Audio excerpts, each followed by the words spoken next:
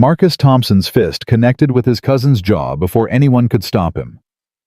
Blood sprayed across the warehouse floor as Deshawn stumbled backward, still gripping the knife he'd held to 8-year-old Sarah's throat seconds earlier. Two homeless women strangers Marcus had known for less than 3 weeks tackled Deshawn's accomplices from behind, their desperate screams echoing through the abandoned Detroit factory. "Daddy!" Sarah's cry pierced through the chaos. This wasn't supposed to happen. 30 days ago, Marcus had a home, a job, and a future.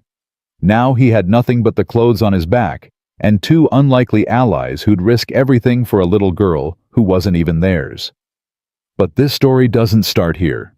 It starts with a foreclosure notice and a promise Marcus made to his dying wife.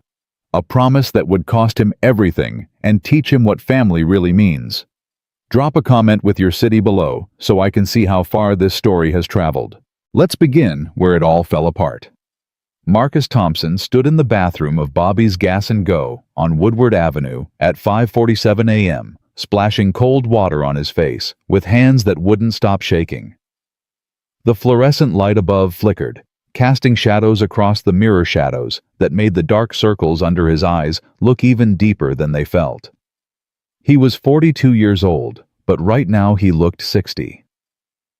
"You got this," he whispered to his reflection. "You got this, man. Just get through today." The bathroom door burst open. His daughter Sarah, 8 years old, with her hair in 2 uneven pigtails he'd attempted that morning, rushed in. "Daddy, the man said we gotta buy something or leave." Marcus dried his face with rough paper towels that scratched his skin. "I know, baby girl, we're going." "But I'm hungry." The words hit him like a punch to the gut. Marcus reached into his pocket, $4.37 in change. He'd already spent $8.50 filling the gas tank of his 2008 Honda Civic, the car that had become their home 2 weeks ago. "How about we get you some breakfast at school?" he said, forcing brightness into his voice. "They got that free breakfast program, remember?" Sarah's face fell. "The kids make fun of me when I eat the free breakfast. They say only poor kids eat it." Marcus knelt down, ignoring the grimy bathroom floor. "Sarah, look at me. Look at Daddy."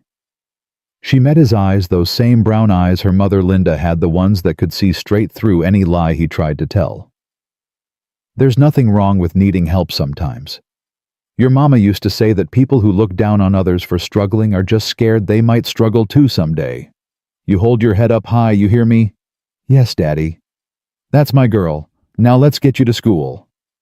They walked back through the gas station. The clerk, a Pakistani man named Rashid, who'd been kind enough to let them use the bathroom for the past week, gave Marcus a sympathetic nod. "Your little one needs something to eat," Rashid asked quietly. Marcus's pride wanted to say no. His stomach, which hadn't seen food since yesterday's dollar menu burger, screamed yes. But he couldn't. Here. Rashid slid a packaged honey bun and a small carton of orange juice across the counter. "On the house. For the little miss." "Rashid, I can't." "You can, and you will. Tomorrow, when things are better, you pay it forward. That's all I ask." Sarah's face lit up as she grabbed the honey bun. "Thank you, mister." Marcus blinked back tears. "Thank you," he managed. "I won't forget this." "I know you won't, brother. I know." Outside, the November cold bit through Marcus's security guard jacket, the navy blue one with the badge that said Thompson across the chest. The jacket from the job he'd lost 3 days ago when his supervisor caught him sleeping in his car during lunch break. "Can't have employees living on the property, Marcus. Company policy. I'm sorry." Sorry didn't pay bills. Sorry didn't put a roof over his daughter's head.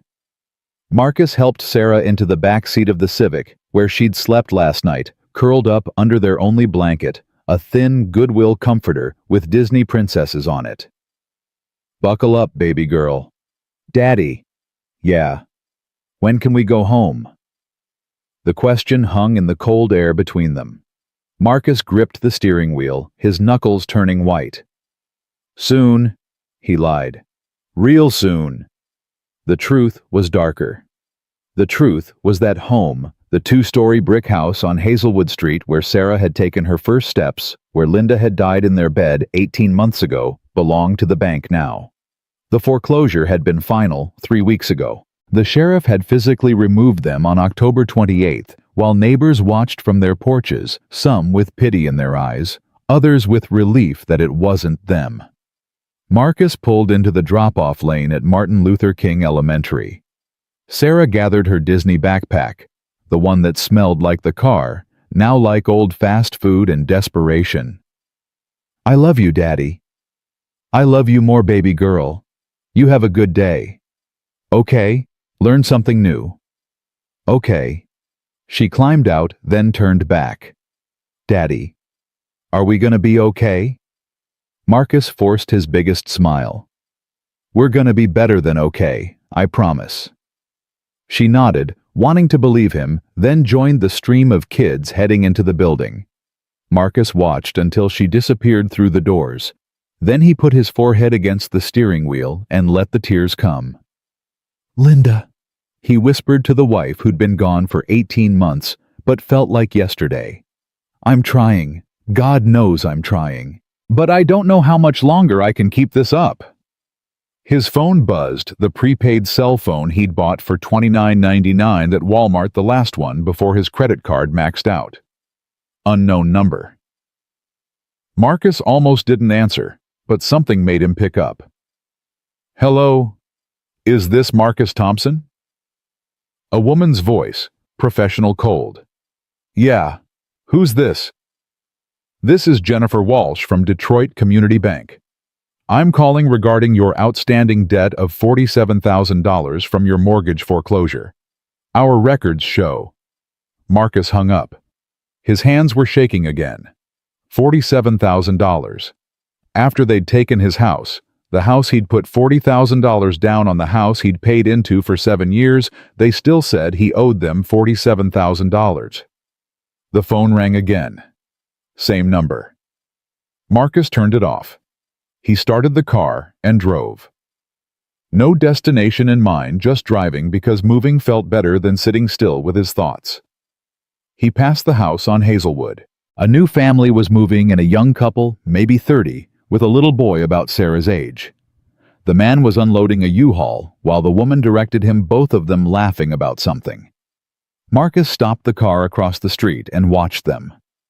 That had been him and Linda once. Young and hopeful, and stupid enough to believe that if you worked hard and played by the rules, you could build something permanent. Then Linda got sick. Stage 4 breast cancer. The hospital bills started rolling in $15,000 for surgery, $30,000 for chemotherapy, $8,000 for radiation, $12,000 for experimental treatments that didn't work. Their insurance covered some of it, but the deductibles and co-pays mounted up like a tsunami of paper. Marcus had worked 3 jobs to keep up security guard during the day, Uber driver at night, weekend shifts at Home Depot. He'd drained their savings, maxed out every credit card, took a second mortgage on the house, and Linda still died. The couple across the street noticed him staring. The man's expression shifted from friendly to suspicious. Marcus drove away before they could call the cops about a strange black man in a beat-up Honda watching their house. He ended up at Riverside Homeless Shelter on East Grand Boulevard, a 3-story brick building that had been a school once back when Detroit had money and hope. Now it was a warehouse for the city's discarded, the addicts, the mentally ill, the veterans who'd come home broken, the families who'd hit one too many bad breaks. People like him. Marcus had avoided this place for 2 weeks, sleeping in the car, convincing himself that shelters were for people who'd really given up, not for guys like him who were just between situations. But last night, when the temperature dropped to 28 degrees and Sarah's lips turned blue, even under the blanket, he'd realized he was out of options. He parked and sat there staring at the shelter's doors. A few people lingered outside, a man in a wheelchair smoking a cigarette. 2 women huddled together for warmth. A teenage kid who couldn't have been older than 16. His phone buzzed again. He'd turned it back on without thinking. This time it was a text from his brother Jerome in Atlanta. "Bro, I wish I could help. I really do." But with Keisha's medical bills and the new baby, we just don't have room. I'm sorry." Marcus stared at the message. Jerome had a 4-bedroom house in a nice suburb. He drove a Lexus, but he didn't have room. Translation: he didn't want the embarrassment of his homeless brother and niece sleeping on his couch. Marcus deleted the message and scrolled through his contacts. His mother had passed 5 years ago. His father had never been in the picture. Linda's parents had blamed Marcus for their daughter's death if he'd had better insurance. Maybe she could have gotten better treatment. Maybe she'd still be alive. His friends from the Marines. Most of them were dead strung out or had their own problems. The guys from work. They'd stopped returning his calls after he got fired. He was alone. No, not alone. He had Sarah. Marcus picked up his daughter from school at 3:15 p.m. She came out chattering about a story they'd read in class, something about a caterpillar that ate too much. He listened and smiled and pretended everything was normal while his stomach ate itself from hunger. "Daddy, can we get McDonald's?" "Not today, baby, but I got something even better." He drove to the public library on Gratiot Avenue. Inside it was warm. The librarian, Mrs. Chen, gave him a knowing look, but didn't say anything about the fact that he'd been bringing Sarah here every day after school for the past 2 weeks. "There's free cookies in the children's section," Mrs. Chen whispered to him. "Left over from story time." Marcus wanted to kiss her. Sarah settled in with the picture book while Marcus went to the computer stations. He opened his email. Nothing but rejection letters from the 17 jobs he'd applied to last week. He opened Indeed, searched for Warehouse Jobs Detroit. 63 new postings. He started applying, filling out the same information over and over: name, address. He used the shelter's address, now work history references. An hour passed. 2 hours. Sarah brought him cookies, chocolate chip, slightly stale but still good. "Daddy, when are we going home?" "Soon, baby." "You always say soon." Marcus stopped typing. "I know. I'm sorry." "Is it because Mommy's not here anymore?" The question gutted him. Sarah was 8 years old. She shouldn't have to understand that her mother's death had caused a financial collapse that destroyed their family. She should be worried about homework and playground drama, not whether they had a place to sleep tonight. "It's complicated, baby girl, but Daddy's working on it." "Okay, I promise I'm working on it." At 5:00 p.m., Mrs. Chen gently informed them that the library was closing. Marcus and Sarah walked back to the car. The temperature had dropped again. Sarah shivered. "Are we going to the shelter tonight?" she asked quietly. "Yeah, baby, just for a little while." "I don't like it there." "I know. The bathroom smells funny, and the beds are hard, and there's people who cough all night." "I know, Sarah, I know. And some of the people look scary." Marcus stopped walking and knelt down to her level on the cold sidewalk. "Listen to me, those people aren't scary. They're just people who got knocked down by life same as us. Some of them made mistakes, some of them just got unlucky. But every single one of them is somebody's son or daughter, somebody's mama or daddy. You understand?" Sarah nodded slowly. "Good. Now come on. Let's go get in line before all the beds fill up." Riverside Shelter had a dinner service at 6:00 p.m., a meal of donated food served cafeteria style. Tonight it was spaghetti with meat sauce, green beans from a can, white bread and Kool-Aid that was more sugar than juice. Sarah wrinkled her nose at the green beans, but ate everything else. Marcus ate like he was storing up for winter because he was. After dinner, they lined up for bed assignments. The shelter had a family section, 8 rooms with bunk beds and a shared bathroom, but it only held 32 people, and there were 43 people in line tonight. Marcus could do the math. The intake worker, a heavy-set black woman named Gloria, who wore her hair in long braids and had kind eyes that had seen too much, shook her head as Marcus reached the front of the line. "Family section's full, baby. I can put you in the men's dorm and your little one in the women's—" "No." Marcus's voice was sharp. "No, we stay together." Gloria sighed. Marcus, I understand, but we got rules. She's 8 years old. She's not sleeping in a room full of strangers without me. Then what do you want me to do? I can't make beds appear out of thin air. A voice spoke up from behind them. They can have our spots. Marcus turned. 2 women stood there, one white with stringy blonde hair and a face that looked like it had been beautiful once before. Drugs or life, or both. Got to it the other wearing a hijab and carrying herself with a quiet dignity that seemed out of place in a homeless shelter. The blonde woman stepped forward. My name's Carol. This is Amina. We're in the family section room 6, but we don't got kids with us. We can move to the women's dorm. Your little girl needs her daddy. Marcus stared at them. You don't have to do that.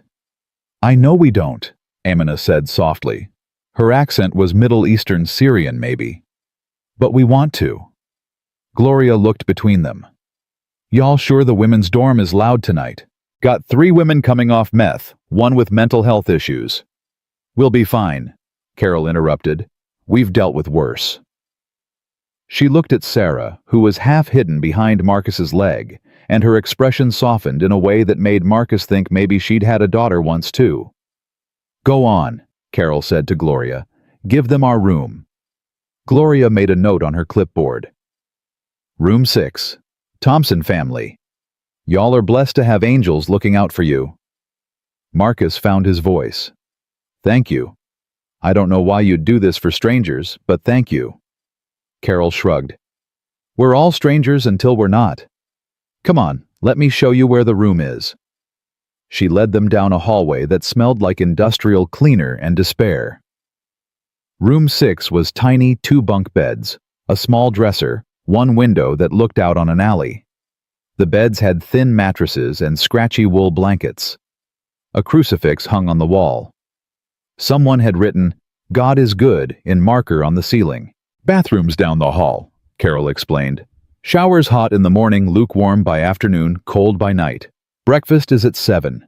Don't leave nothing valuable in the room, we got some folks here who'll steal. Lock's broken on that dresser. You got any questions? Marcus shook his head, overwhelmed. Good. I'm in the women's dorm if you need anything. Room 3B. And hey, she looked at Sarah. What's your name, sweetie? Sarah. That's a pretty name. You know what, Sarah, I got something for you. Carol reached into her pocket and pulled out a small stuffed animal, a brown teddy bear, worn but clean. Found this at Goodwill yesterday. Thought maybe some little girl might need it. You want it? Sarah looked up at Marcus for permission. He knotted his throat too tight to speak. Thank you, Sarah whispered, clutching the bear. Carol smiled, a real smile that lit up her damaged face. You're welcome, baby. Now you take care of your daddy, okay? He looks like he needs somebody to take care of him. After Carol left, Marcus and Sarah got ready for bed in silence. Sarah used the bathroom down the hall. Marcus stood guard outside the door and changed into her pajamas, which were really just an old t-shirt of Linda's that Sarah had claimed after her mother died. They climbed into the bottom bunk together. The mattress was hard and lumpy, but it was a bed, not a car seat. Sarah curled into Marcus's chest the way she used to when she was a baby. Daddy. Yeah, baby girl. That lady was nice. Yeah, she was. Do you think there's more nice people here? Marcus thought about Gloria and Rashid and Mrs. Chen and all the people who'd shown them kindness when they had nothing to offer in return. Yeah, he said. I think there are nice people everywhere. You just gotta look for them. Sarah yawned. I'm gonna look for them tomorrow. That sounds like a good plan. Within minutes, Sarah was asleep, her breathing deep and steady. Marcus lay awake, staring at the ceiling at those words, God is good. Was he? Was God good? Because from where Marcus was lying in a homeless shelter, broke, jobless, sleeping on a mattress that probably had bedbugs, it was hard to see the goodness. But then he thought about Carol giving up her room, about Rashid's honey bun, about Mrs. Chen's cookies, about the teddy bear in Sarah's arms. Maybe God wasn't good, but maybe people could be. And maybe that was enough. Marcus closed his eyes and for the first time in 3 weeks, slept. He dreamed of Linda. She was sitting on the porch of the house on Hazelwood, wearing the yellow dress she'd loved, the one he'd buried her in. She was smiling. "You're doing okay, baby," she said. "You're doing just fine." "I lost everything," Marcus told her. "I lost the house. I lost the cars next. I can't feed our daughter. I'm failing her." Linda shook her head. "You're not failing her. You're showing her what it means to keep fighting when everything's against you. That's not failure, Marcus. That's courage." "I don't feel courageous. I feel scared." "Courage is being scared and doing it anyway. You taught me that. Remember when I was sick?" She stood and walked to him, her hand cupping his cheek. "You kept your promise. You didn't let them take Sarah. You're keeping us together. That's all that matters." "I miss you so much." "I know, baby. I miss you too. But you're not alone. You're never alone." She pointed behind him. Marcus turned and saw Carol and Amina standing there along with Rashid and Gloria and Mrs. Chen and dozens of other faces he didn't recognize yet. "You're building a new family," Linda said. "Let them in, Marcus. Let them help you. You can't do this alone." "I don't know how." "Yes, you do. You've been doing it. You just gotta keep going." Marcus woke to sunlight streaming through the window and Sarah poking his shoulder. "Daddy, it's breakfast time. The lady said they got pancakes." Marcus sat up, his back aching from the mattress. For a moment, he didn't remember where he was. Then it all came flooding back, the shelter, Carol, the dream. "Pancakes sound good," he said. "Let's go eat." In the cafeteria, Carol and Amina were sitting at a corner table. When they saw Marcus and Sarah, Carol waved them over. "Saved you seats," she said.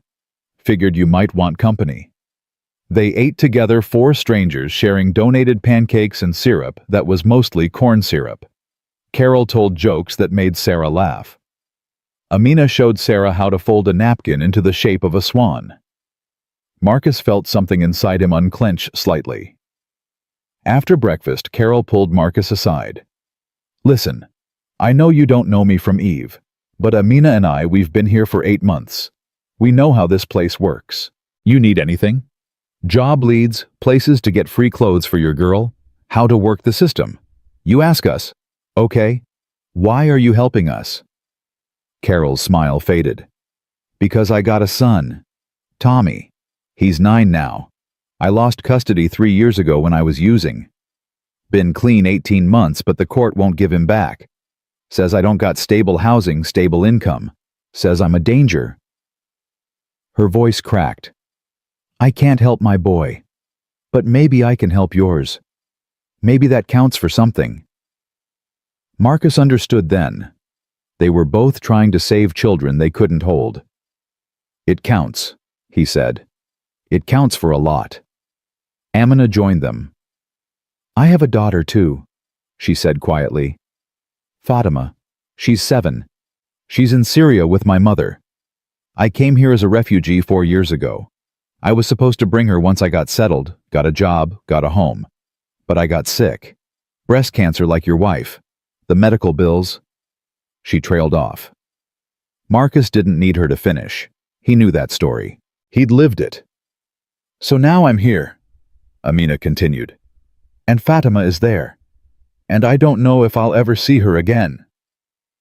The 3 of them stood in silence.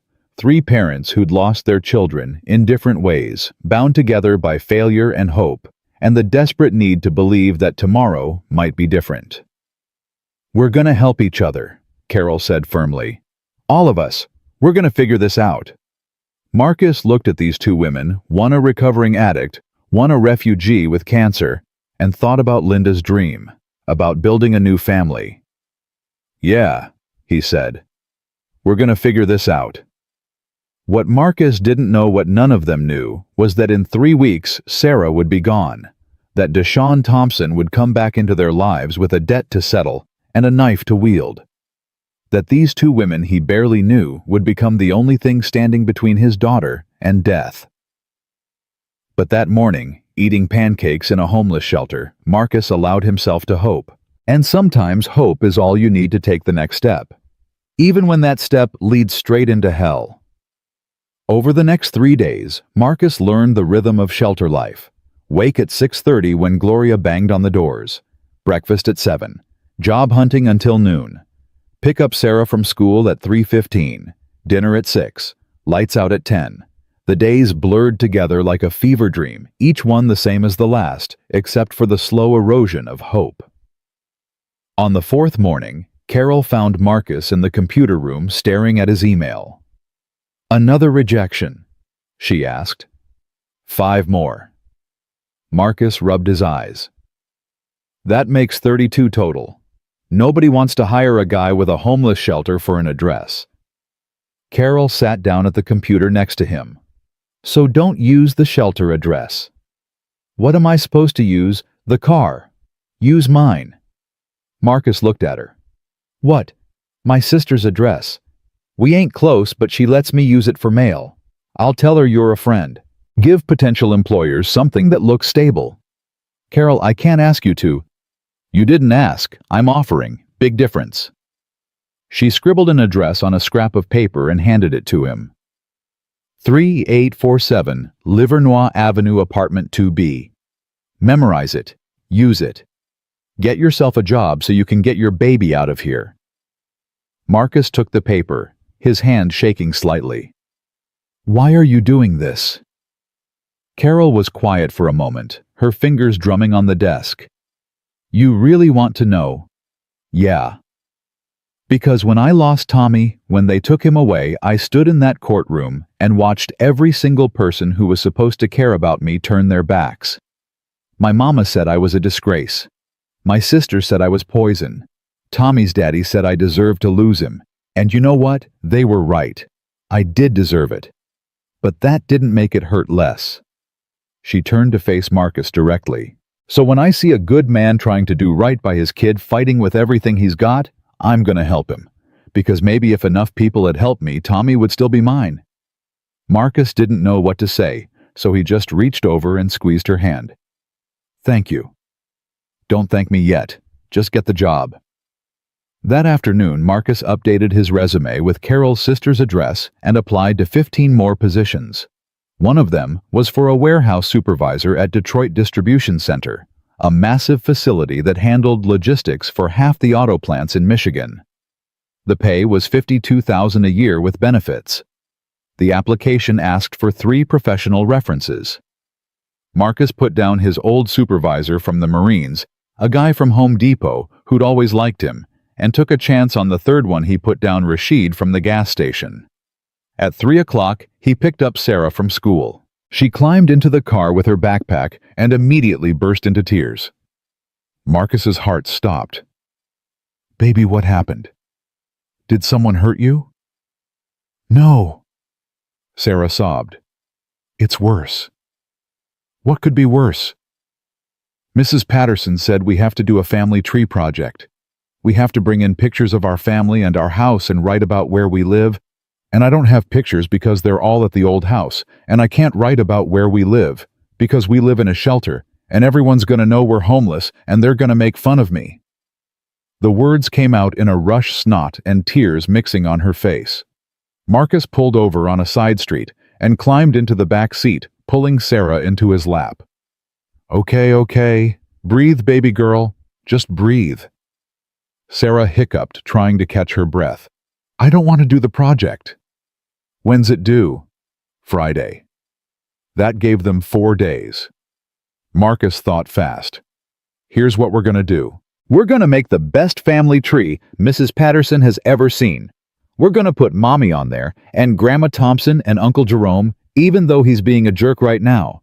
And we're gonna put pictures, yeah, but they don't have to be from our old house." "Where are we gonna get pictures?" "The library. Mrs. Chen's got computers with printers, right? We'll find pictures online, print them out, make it look nice. And for where we live, you're gonna write about what makes a home, not the building, the people. You understand?" Sarah wiped her nose on her sleeve. "I guess." "That's my girl.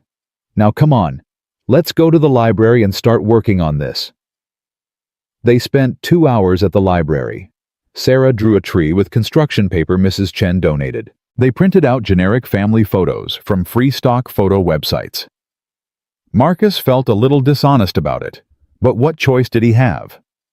They couldn't use real photos because all their family photos were in storage, and Marcus couldn't afford the $50 monthly fee to access the storage unit.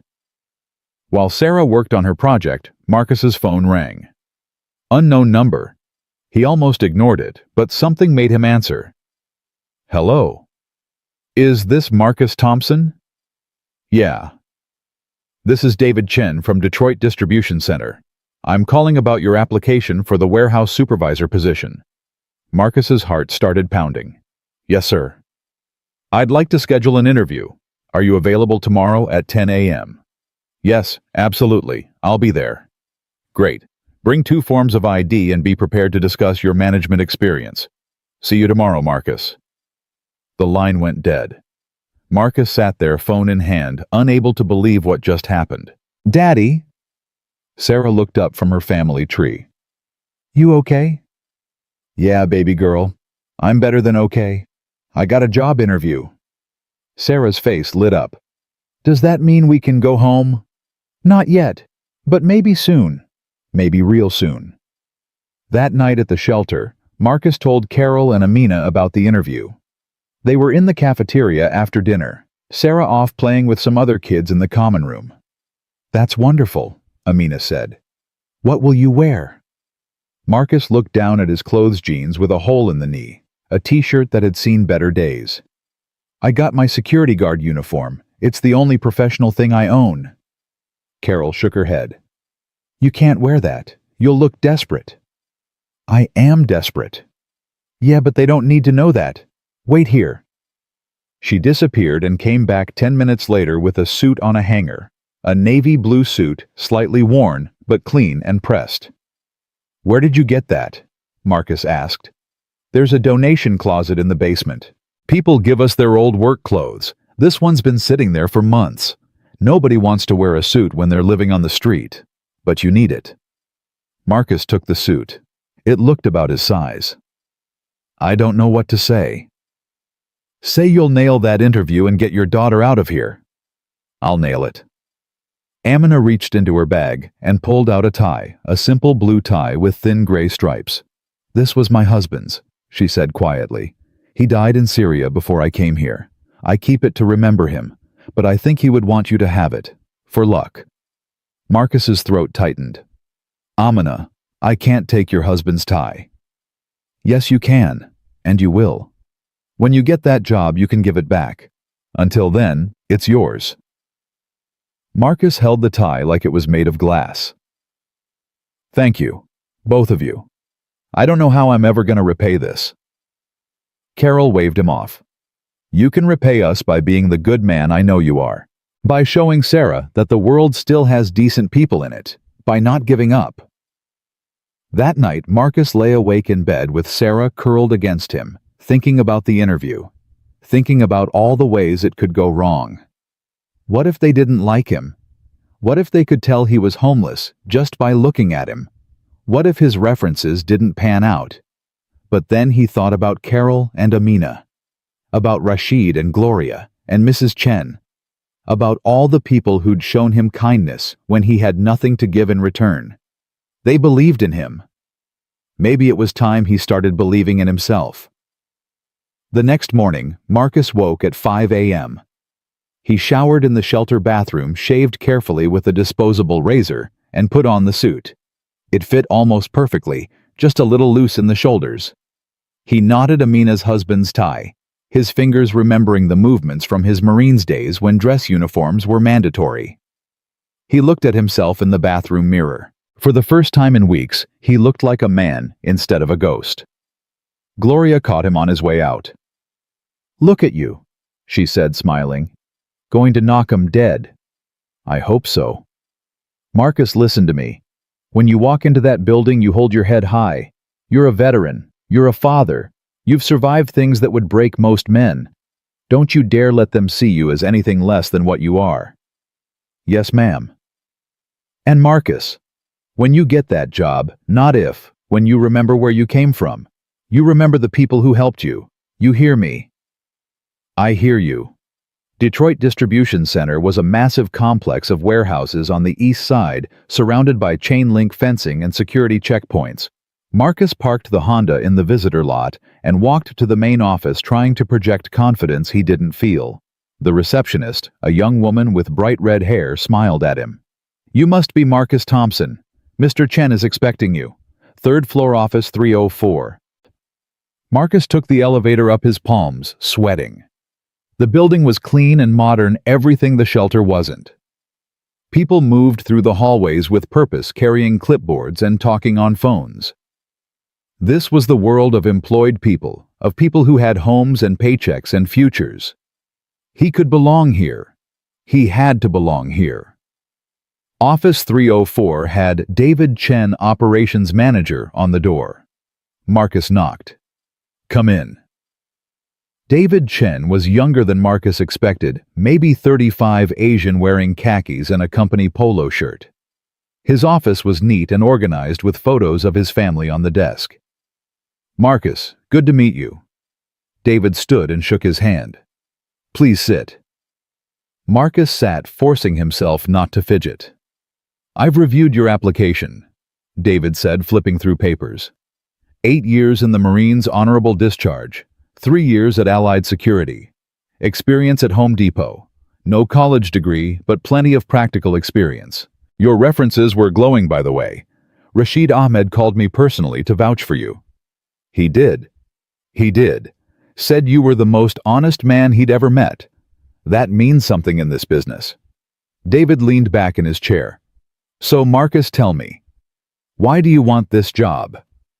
Marcus had prepared an answer, something professional about career growth and challenging opportunities. But looking at David Chen at his family photos, he decided to tell the truth. I want this job because I have an 8-year-old daughter who's sleeping in a homeless shelter, and I need to get her out of there. I want it because I've spent the last month watching my child go hungry and cold and scared, and I'm tired of feeling helpless. I want it because I'm a good worker and a good man, and I deserve a chance to prove that. David didn't speak for a long moment. You're currently homeless. Yes, sir. Lost my house to foreclosure 4 weeks ago. Been staying at Riverside Shelter since. And you put down an address on Livernois. That's my friend's address. I didn't want to lie to you, but I also didn't want you to dismiss me because of where I'm sleeping. I need you to know that I'll show up every day. I'll work harder than anyone you've got. I'll earn this. David tapped his pen on the desk. You know what, Marcus, I grew up in a homeless shelter. My parents came here from Taiwan with nothing. We lived in a shelter for 2 years while my dad worked as a dishwasher and my mom cleaned houses. So I know what you're going through. I know what it's like to feel invisible. He stood up. Let me show you the warehouse. They spent the next hour touring the facility.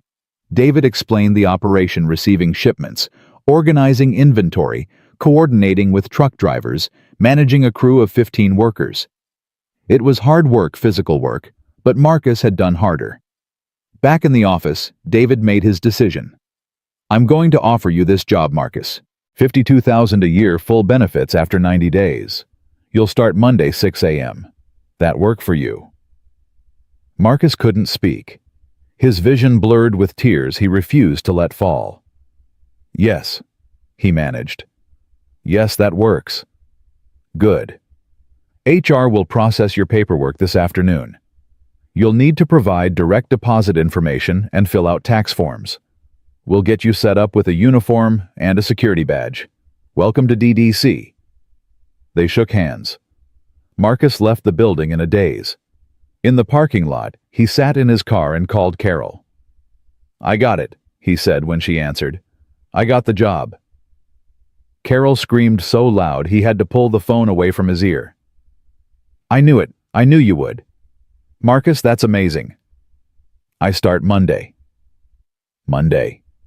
That's 3 days away. Oh my God. Amina, he got the job.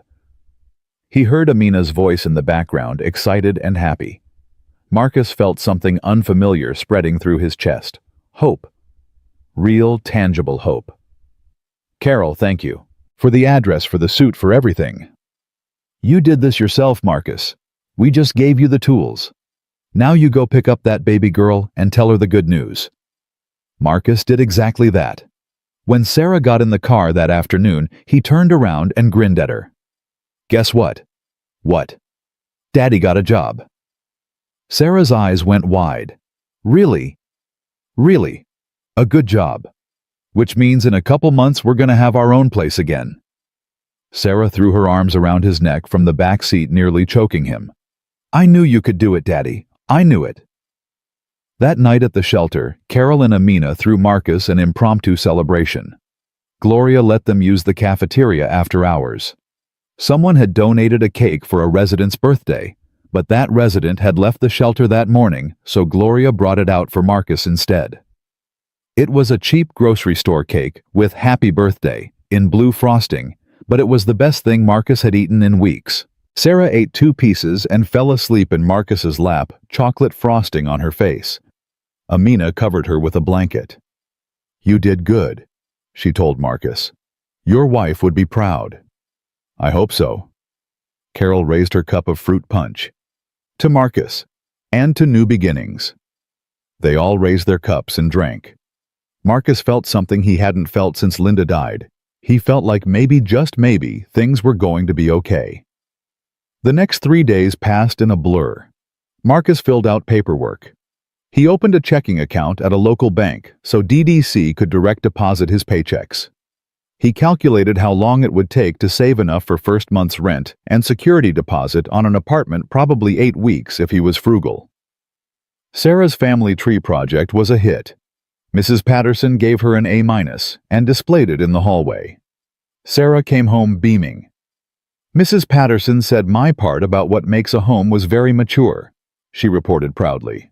That's because you're a very smart girl, Marcus told her.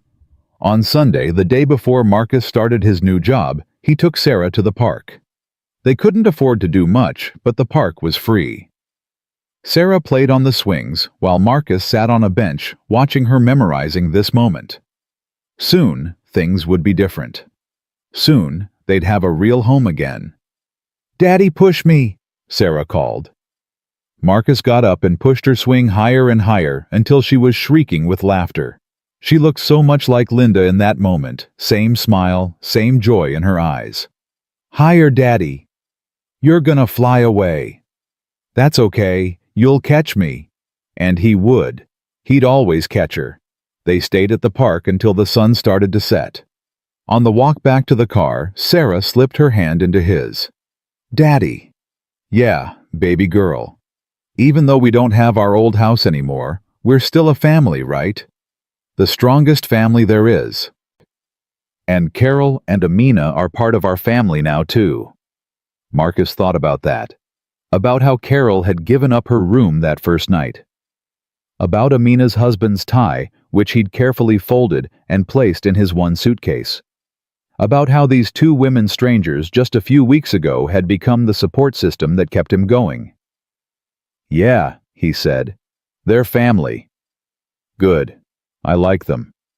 Me too, baby. Me too. That night, Marcus couldn't sleep. Tomorrow he'd start his new job.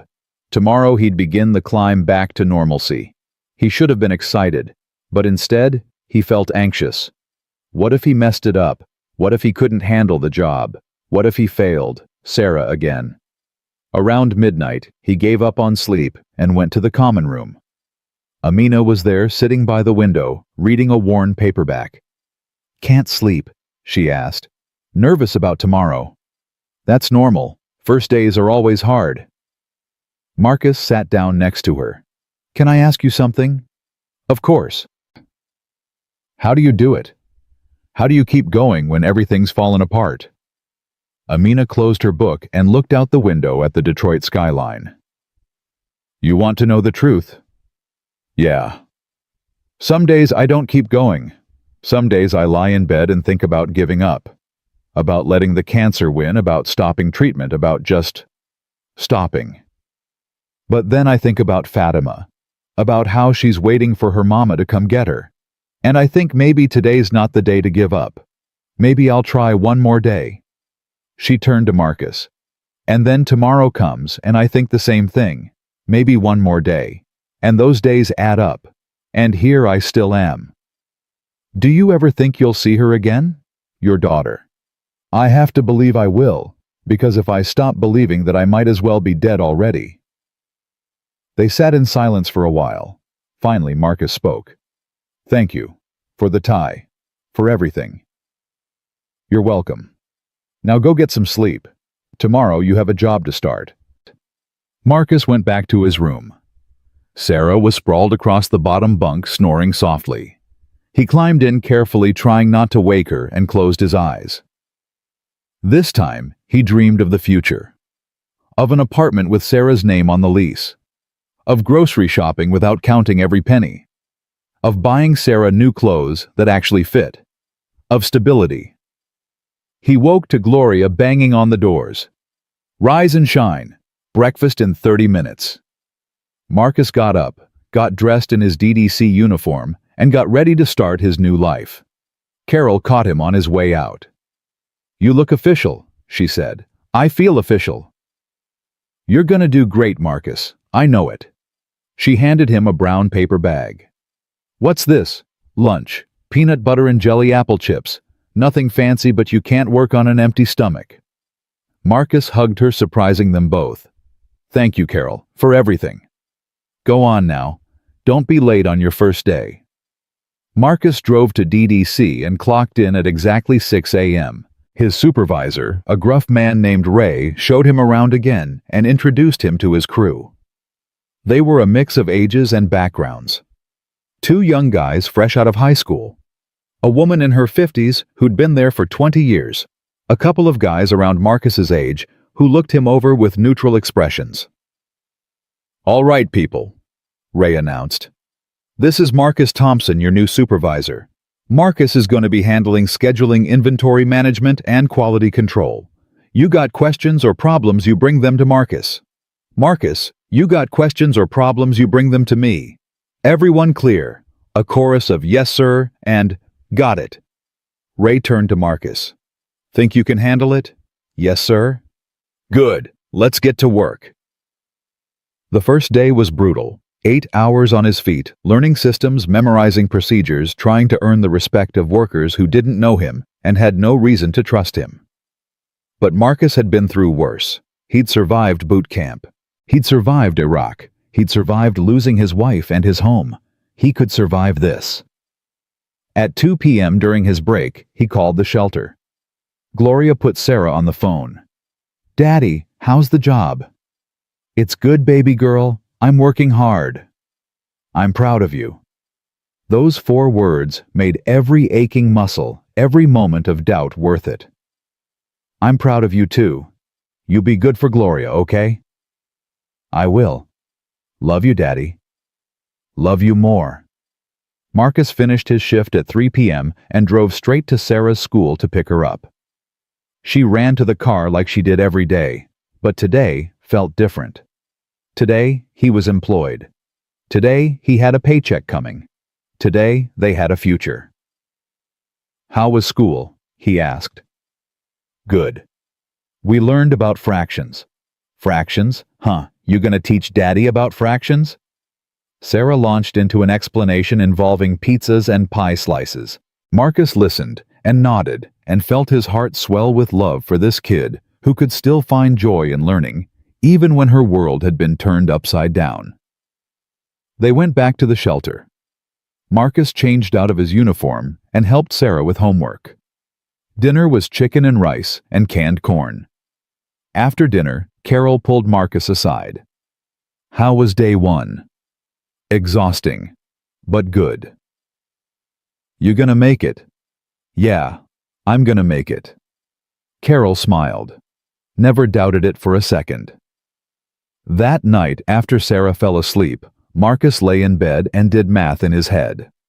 His first paycheck would come in 2 weeks. After taxes, probably around $1,500. He needed to save for an apartment first month, last month, security deposit. That was maybe $3,000. Another 4 paychecks. 8 more weeks. 8 weeks until they could leave this place. 8 weeks until Sarah had her own room again. 8 weeks until normal. He could do 8 weeks. What Marcus didn't know was that he didn't have 8 weeks. He had 12 days. 12 days until Deshaun Thompson would show up at the shelter asking questions. 12 days until Sarah would disappear. 12 days until the choice he'd made 5 years ago to testify against his own cousin would come back to destroy everything he'd fought to build. But that night, lying in a homeless shelter with his daughter asleep beside him, and hope finally flickering in his chest, Marcus allowed himself to believe that the worst was over. He was wrong. The worst was far from over. It was just beginning. Marcus's second week at DDC went smoother than the first. He learned the inventory system, memorized the loading dock schedules, and even got Ray to crack a smile when he reorganized the filing system. The crew was warming up to him too. The woman who'd been there 20 years, Denise, brought him coffee on Thursday morning. "You're doing good, Thompson," she said. "Better than the last supervisor we had." "Yeah." Marcus took the coffee gratefully. What happened to him? Got caught stealing. Selling inventory out the back door to his cousin's pawn shop. Idiot. Marcus thought about family and loyalty, and how quickly those things could turn toxic. He thought about Deshaun, who he hadn't seen or heard from in 5 years, not since the trial. Deshaun, who'd looked at him across that courtroom and mouthed, "You're dead," while the bailiff led him away in handcuffs. But that was ancient history. Deshaun was locked up in Jackson State Prison, doing 8 to 15 for distribution and assault with a deadly weapon. Marcus had checked the Michigan Department of Corrections website obsessively for the first year after the trial, watching Deshaun's release date like it was a countdown to doomsday. But eventually, he'd stopped checking. Eventually, he'd convinced himself that when Deshaun got out, he'd have moved on, found new targets for his rage. Marcus was wrong about that too.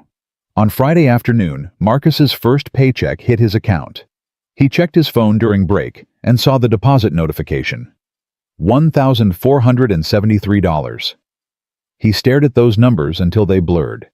More money than he'd seen in one place since before Linda got sick. He called Carol immediately. "It's there," he said. "The money, it's real." Carol laughed. "Of course it's real. You worked for it, didn't you?" "Yeah, but I keep thinking someone's gonna take it back. Like it's a mistake." "It's not a mistake, Marcus. It's yours. You earned every penny." That night, Marcus took Sarah out to dinner. Not McDonald's, not the dollar menu. A real restaurant. Just a Coney Island diner, but to Sarah, it might as well have been a palace. She ordered a cheeseburger with fries and a chocolate milkshake. Marcus got the same.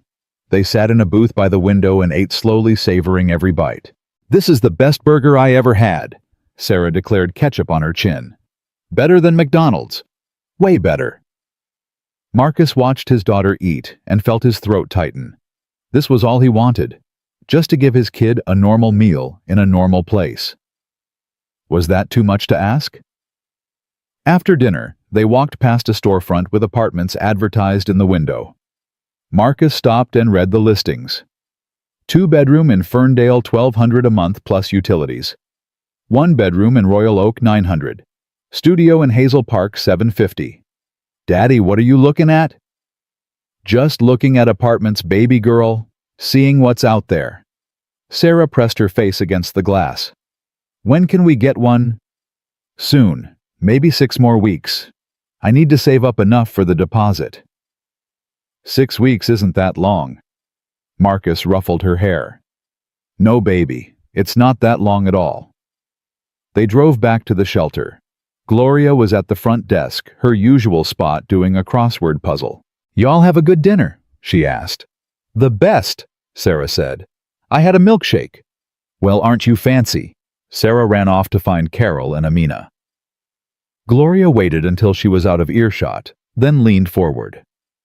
"Marcus, I need to talk to you about something." The serious tone in her voice made his stomach drop. "What's wrong?" "Probably nothing." But a man came by this afternoon asking about you and Sarah. Marcus went cold. What man? Black guy, tall, maybe 6'2", had a snake tattoo on his neck, said he was your cousin, wanted to surprise you. The world tilted. Marcus gripped the edge of the desk. What did you tell him? Nothing. Told him we don't give out information about residents. He got mad, started saying he had a right to see his family. I told him to leave or I'd call the police. He left, but Marcus, he didn't look like good news. Deshawn. It had to be Deshawn. But how Marcus pulled out his phone and opened the Department of Corrections website with shaking hands. He searched for Deshawn Thompson, inmate number 847392. Status released.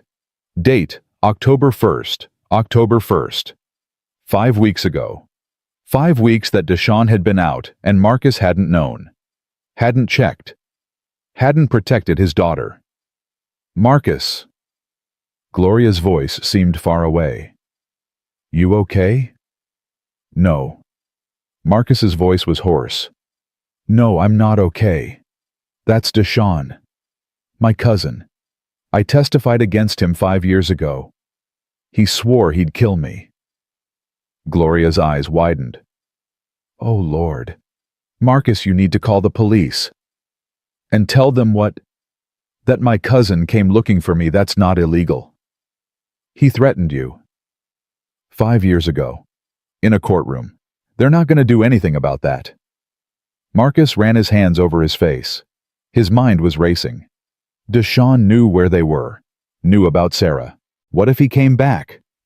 What if he came back when Marcus was at work? Gloria, I need you to promise me something. Anything. Sarah doesn't go anywhere without an adult. Not to play outside, not to the bathroom, nowhere.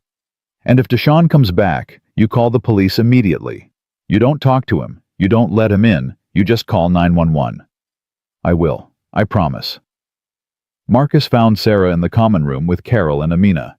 They were teaching her to play poker with candy for chips. Sarah was laughing, winning happy. Sarah, baby, come here for a second. Sarah looked up. But I'm winning. I know, just come here real quick. Sarah sighed dramatically and walked over. Marcus knelt down to her level. Listen to me very carefully. If a man comes up to you and says he's family, says he's your uncle or your cousin or anything like that, you don't go with him. You understand? Okay. I'm serious, Sarah. You stay with Gloria or Carol or Amina. You don't leave with anyone except me. Got it? Sarah's smile faded. She nodded, suddenly scared. Daddy, what's wrong? Nothing. I just need to make sure you're safe. Can you promise me you'll do what I'm asking? I promise. Good girl. Now go back to your game. Sarah returned to the poker table, but she kept looking back at Marcus with worried eyes. Carol caught his expression and excused herself from the game. What happened? Marcus pulled her and Amina aside and told them about Deshawn. About the trial, the threats, the visit to the shelter. Jesus, Carol breathed. Marcus, you need to take Sarah somewhere safe. Where I got no family, no friends with room. I can't afford a hotel. The shelter's the only option. Amina spoke up quietly. Then we watch her. All of us. We don't let her out of our sight. I can't ask you to. You're not asking. Carol interrupted. We're telling. Sarah's one of us now. We protect our own. Marcus wanted to argue, wanted to say this wasn't their problem, but the truth was, he needed help. He couldn't protect Sarah and work at the same time. He needed people he could trust. Okay, he said. Thank you. Over the weekend, Marcus barely slept. Every sound in the shelter made him jump. Every shadow looked like Deshawn. He kept Sarah close, took her everywhere, even stood outside the bathroom door while she used it. Sarah asked him repeatedly what was wrong, why he was acting so weird. He told her he'd eaten something bad at work, that his stomach hurt. She seemed to buy it. On Monday, Marcus went back to DDC. He pulled Gloria aside before he left. You have my work number. Anything happens, anything at all, you call me. I will, Marcus, I promise. She'll be safe. But promises are easy to make and hard to keep. Marcus made it through the morning shift on pure adrenaline and coffee. At 11:30, his phone rang. Unknown number. He answered it anyway. Hello. Heavy breathing. Then a voice he hadn't heard in 5 years, but would recognize anywhere. Hey, cousin. Marcus's blood turned to ice. Deshawn. Been a long time, Marcus. Too long. What do you want? What do I want? Deshawn laughed to sound like gravel scraping. I want 5 years of my life back. I want the respect you took from me when you snitched. I want a lot of things, Marcus. I didn't snitch. I told the truth. You beat that kid half to death over $20. That kid stole from me. Had to make an example. He was 16 years old. Old enough to know better. But that's ancient history now, cousin. I'm calling about something else. Something more important. Marcus's hand tightened on the phone. Stay away from my daughter. Your daughter. Deshawn's voice took on a mocking tone. That's right, you got a little girl now. What's her name again? Sarah. Pretty name. Pretty little girl too. Saw her at that shelter you living in. Tough times, huh, cousin? I swear to God, Deshawn, if you touch her, you'll what, snitch on me again? Send me back to prison. I don't think so. See, I did my time. I paid my debt. I'm a free man now, and free men can go wherever they want, talk to whoever they want. What do you want from me? I told you. I want what you took. Since I can't get my time back, I'll settle for yours. See how you like losing something you love. The line went dead. Marcus tried to call back. The number went straight to voicemail. He called the shelter. Riverside Shelter, this is Gloria. Gloria, it's Marcus. Is Sarah okay? She's fine. She's right here in the cafeteria eating lunch. Don't let her out of your sight. Deshawn just called me. He's threatening her. Gloria's voice went hard. That son of a bitch. Marcus, I'm calling the police right now. Good. I'm coming back. Tell Ray I had a family emergency. Marcus clocked out and drove back to the shelter, going 20 miles over the speed limit. His heart was pounding so hard he thought it might explode. The threat had been clear. Deshawn was coming for Sarah. Not to hurt Marcus directly, that would be too easy. He wanted Marcus to suffer the way he'd suffered. By the time Marcus got to the shelter, 2 police cars were in the parking lot. He ran inside and found Sarah sitting with Carol and Amina in the common room, looking scared but unhurt. He swept her into his arms. Daddy, what's happening? Gloria said we're in danger. Everything's fine, baby. I just needed to make sure you were okay. A police officer approached. Young guy, maybe 25, with a notebook out. Mr. Thompson, I'm Officer Davis. I need to ask you some questions about the threats you received. Marcus set Sarah down and turned to Carol. Can you take her somewhere else? I don't want her hearing this. Carol nodded and led Sarah away. Amina stayed. Marcus told Officer Davis everything. About the trial, about Deshawn's conviction, about the visit to the shelter, and the phone call. Davis wrote it all down, with an expression that told Marcus he'd heard versions of this story 100 times. Here's the problem, Mr. Thompson, Davis said when Marcus finished. Your cousin hasn't actually done anything illegal. He came to a public shelter and asked about you. He called you on the phone and said some vague things. None of that rises to the level of a credible threat. He said he was going to take something I love. He said he'd settle for your time, which could mean anything. Could mean he wants to waste your time. Without a specific credible threat of violence, there's nothing we can charge him with. Marcus wanted to scream. So what am I supposed to do? Wait until he actually hurts my daughter before you'll help. Davis looked uncomfortable. I understand your frustration. What I can do is file a report. If he makes contact again, call 911 immediately. If he comes to the shelter, call us. We'll come out and document everything. If he escalates to actual threats or violence, then we can pursue charges or a restraining order. A restraining order takes time. He could hurt her before then. I know. I'm sorry. The law ties our hands sometimes. After the police left, Marcus sat in the common room with his head in his hands. Carol and Amina sat on either side of him. "This is insane," Carol said. "They won't do anything until he actually hurts someone." "That's what the man said." Amina spoke softly. "Then we protect her ourselves." Marcus looked up. "How?" "We don't let her out of our sight. One of us is with her at all times. We walk her to school, we pick her up, we stay with her every second she's here."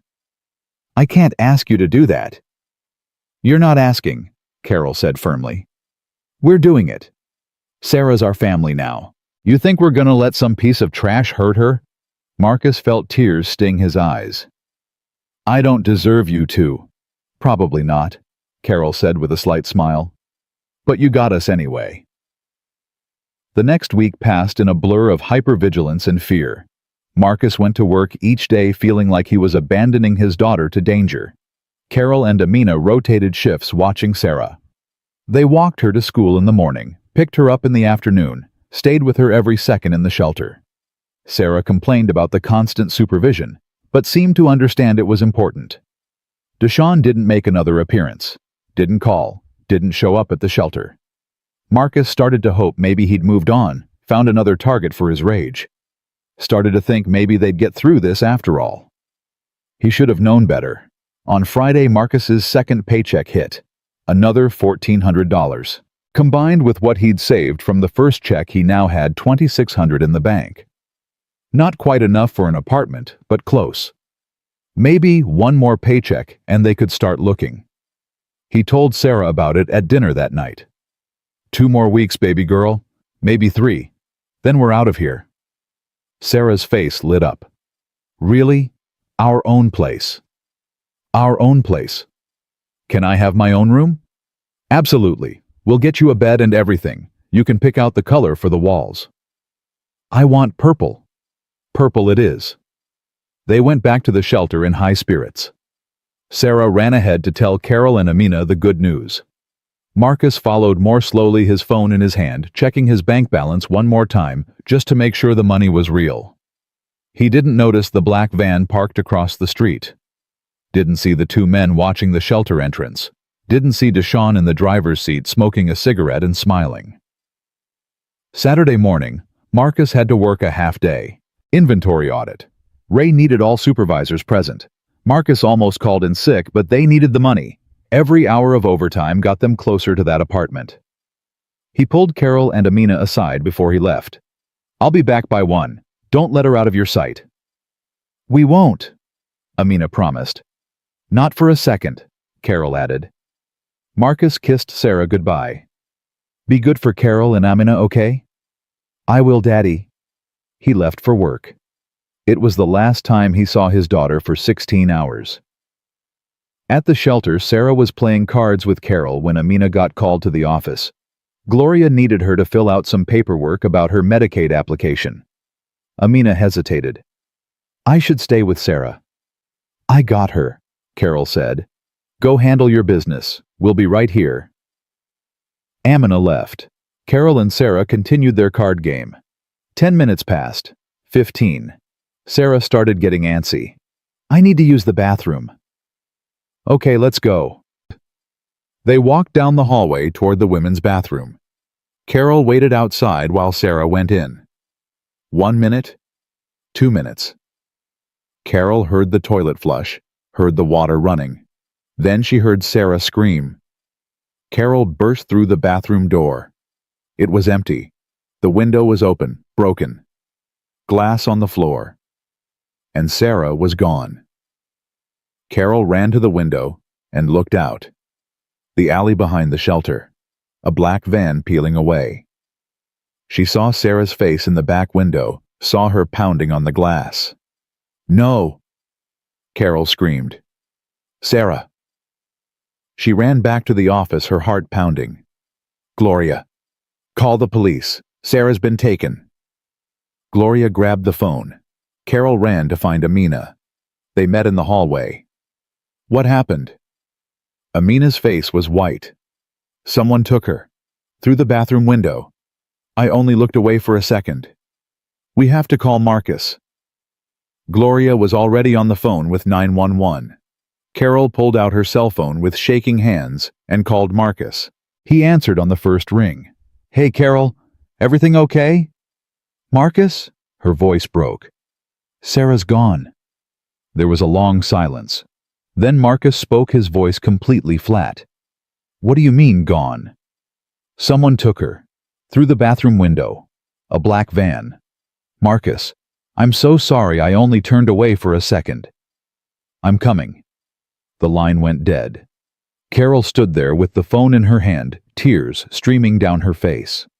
Amina put her arms around her. This is my fault, Carol sobbed. I was supposed to watch her. It's not your fault. It's Deshawn's fault. Marcus trusted me. He trusted us. And we're going to help him get her back. Come on. We need to tell the police everything we know. By the time Marcus got to the shelter 20 minutes later, driving like a madman and running 2 red lights, the police were already there. Same officer from before Davis, plus 2 detectives and a sergeant. Marcus ran up to them. Where's my daughter? Davis stepped forward. Mr. Thompson, we're doing everything we can. That's not what I asked. Where is she? We don't know yet. We've issued an Amber Alert. We have officers searching. Marcus grabbed Davis by his vest. You said you couldn't do anything until he made a move. Well, he made a move. He took my little girl. 2 officers pulled Marcus back. The sergeant, an older black man with gray hair, spoke calmly. Mr. Thompson, I understand you're upset, but we need you to calm down and help us. Can you do that? Marcus was shaking all over. He nodded. Good. Now you think your cousin Deshawn did this. I know he did it. Do you know where he might take her? Marcus tried to think, but his brain was short-circuiting. Where would Deshawn go? He didn't know. Deshawn had been in prison for 5 years. His old haunts might be gone. His old crew might have scattered. I don't know, Marcus admitted. I don't know where he'd go. What about friends? Family places he used to hang out. His mama's dead. His daddy's been in prison since we were kids. He used to run with some guys on the east side, but that was years ago. Names? I don't remember. Big Tommy, Little Ray. I don't know, man. I testified against him. I wasn't exactly keeping up with his social circle. The sergeant made some notes. All right. We'll start checking known associates. Meanwhile, I need you to stay by your phone in case he calls with demands. Demands? Marcus's voice rose. You think this is a ransom thing? I don't know what this is yet, Mr. Thompson, but kidnappers usually make contact. If he does, we need you to keep him on the phone as long as possible, so we can trace the call. Carol and Amina appeared at Marcus's side. Carol's eyes were red from crying. Marcus, I'm so sorry. I should have... Not now, Carol. His voice was harsh. Carol flinched like he'd slapped her. Marcus knew he was being unfair, knew this wasn't her fault, but he couldn't deal with her guilt on top of his own terror. The police asked more questions. What was Sarah wearing? Pink jacket, jeans, light-up sneakers. Did she have any identifying marks? Small birthmark on her left shoulder. Medical conditions. Number medications? No. They took statements from Carol and Amina and Gloria and everyone else in the shelter. They dusted the bathroom for prints. They looked for tire tracks in the alley. They did all the things police are supposed to do, but Sarah was still gone. Hours passed. The Amber Alert went out across Michigan. Sarah's face appeared on highway signs and news broadcasts. Marcus's phone blew up with messages from people he barely knew offering prayers and support. None of it helped. None of it brought Sarah back. At 6 p.m., Marcus's phone rang. Unknown number. This is him, Marcus said to the police. They scrambled to start the trace. Marcus answered. Deshawn. Hey cousin, you missing something? Rage filled Marcus's vision with red. Where is she? She's safe, for now, scared crying for her daddy but safe. I swear to God if you hurt her, you'll what? You already did the worst thing you could do to me. Now it's my turn. Now you get to feel what I felt. Helpless, powerless, watching everything you love get taken away. Please. Marcus's voice cracked. Please, Deshawn. She's 8 years old. She didn't do anything to you. This is between me and you. That's where you're wrong, cousin. See, when you got me locked up, you didn't just hurt me.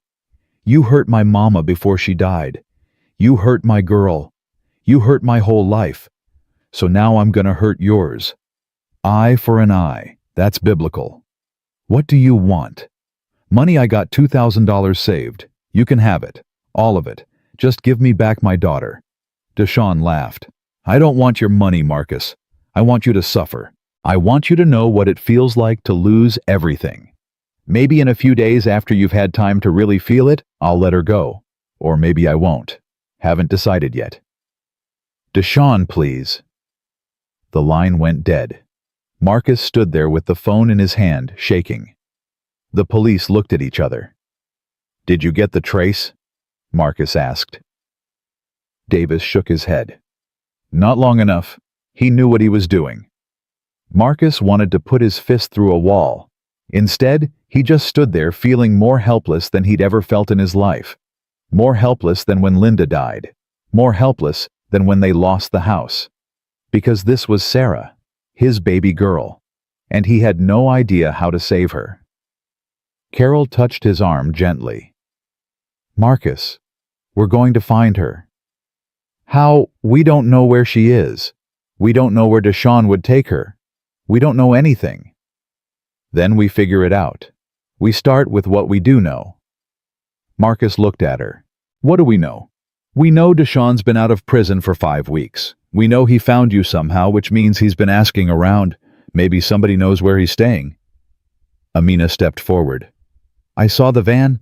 Black older model. Had a dent in the back bumper. And I saw part of the license plate. Started with BFT. The sergeant perked up. That's something. We can run a search. Black van license starting with BFT registered to anyone connected to Deshawn Thompson. But Marcus wasn't listening anymore. He was thinking about what Carol had said. Deshawn had been asking around, which meant people had seen him. People knew where he was. And Marcus knew exactly who to ask. I gotta go, he said suddenly. Go where? Davis asked. To find my daughter. Mr. Thompson, you need to let us handle this. Marcus looked at the officer with eyes that had gone cold and hard. You've been handling it. My daughter's still gone, so now I'm gonna handle it my way. He turned and walked toward the door. Carol and Amina followed. Marcus, wait, Amina called. He stopped and turned. You two have done enough. This isn't your problem. The hell it isn't, Carol said. Sarah's our family too. You're not doing this alone. It's too dangerous. We don't care. Marcus looked at these two women, these two homeless women, who had nothing, and had given him everything, and felt something shift in his chest. Okay, he said. Okay, let's go get our girl back. The three of them piled into Marcus's Honda. He drove with one hand on the wheel and one hand gripping his phone so hard his knuckles went white. Carol sat in the passenger seat, Amina in the back. Nobody spoke for the first 5 minutes. The silence was thick with fear and determination. Finally, Carol broke it. Where are we going? East Side, Marcus said. There's a bar called Lucky's Lounge on Gratiot. Deshawn used to run his operation out of there. If anybody knows where he's staying, it'll be Big Tommy. Who's Big Tommy? The bartender. He's known Deshawn since they were kids. He's not going to want to talk to me, but he'll talk eventually. Amina leaned forward from the back seat. Marcus, what if he's not there? What if nobody knows anything? Then we go to the next place, and the next one after that. We don't stop until we find her. Marcus's phone rang. He looked at the screen. Ray from DDC. I gotta take this. He answered. Ray? Marcus, what the hell's going on? You left in the middle of your shift without clocking out. I got people asking questions. My daughter was kidnapped. I had to leave." There was a pause. "Jesus Christ, Marcus. I'm sorry. Is there anything I can do?" "Yeah, don't fire me. I need this job. I'll make up the hours, work weekends, whatever you need." "Don't worry about that right now. Just find your little girl. We'll figure out the rest later." "Thanks, Ray." Marcus hung up. His eyes were burning, but he refused to cry. He needed to stay sharp, stay focused. Sarah needed him to be strong right now. They pulled up outside Lucky's Lounge 20 minutes later. The place looked exactly like Marcus remembered it from 5 years ago, when he'd last been here trying to talk Deshawn out of the life he was living. A dive bar with blacked-out windows, a neon sign that flickered and buzzed, 2 motorcycles parked outside. "Maybe you two should wait in the car," Marcus said. Carol laughed without humor. "Not a chance. You think we came this far to sit in a parking lot? These are dangerous people, Carol." "So are we." She reached into her purse and pulled out a small knife, the same one Marcus had seen her with before. Amina reached into her coat and produced a can of pepper spray. Marcus stared at them. "Where did you—" "Homeless women learn to protect themselves," Amina said quietly. "You think we've survived on the streets by being helpless?" Marcus nodded slowly. "All right then, but let me do the talking. And if things go bad, you run. You understand? You get out and you call the police." "We're not leaving you," Carol said firmly. "Carol, we're not leaving you, Marcus, so stop asking." They got out of the car and walked to the entrance. Marcus pushed open the door and stepped inside. The smell hit him immediately. Stale beer, cigarette smoke, something darker underneath. The bar was dimly lit with a few scattered patrons hunched over their drinks. A pool table in the back with 2 guys playing. And behind the bar, exactly where Marcus knew he'd be, stood Big Tommy. Tommy was aptly named. 6'4", 300 pounds, most of it muscle gone soft over the years. His bald head gleamed under the bar lights. He looked up when Marcus walked in, and his expression went from neutral to hostile in a second. "Well, well," Tommy said, his voice a low rumble. "Marcus Thompson. Thought you'd be too scared to show your face around here after what you did." "I need to talk to you, Tommy." "I got nothing to say to a snitch." The 2 guys at the pool table stopped playing. The patrons at the bar turned to look. Marcus felt the energy in the room shift, felt danger crackling in the air like electricity. "Deshawn took my daughter," Marcus said, keeping his voice steady. "I just want her back, that's all. Just tell me where he is." Tommy wiped down the bar with a dirty rag, not looking at Marcus. "Don't know what you're talking about." "Yes, you do. You know everything that happens on this side of town. You know where Deshawn's staying." "Even if I did know, why would I tell you you put my boy in prison? He beat a kid half to death, Tommy. What was I supposed to do?" Tommy looked up, his eyes hard. "You were supposed to keep your mouth shut. Family don't snitch on family." "That kid could have died." "That kid stole from Deshawn. He got what he deserved." Marcus felt his temper flaring, but forced it down. He couldn't afford to lose control now. "Fine. You want to hate me. But my daughter's 8 years old. She didn't do anything to you or Deshawn or anybody. She's innocent. Just tell me where she is." "Not my problem." Carol stepped forward before Marcus could stop her. "Yes, it is your problem. Because if that little girl gets hurt, if anything happens to her, you're going to have to live with the fact that you could have stopped it. You think you can do that?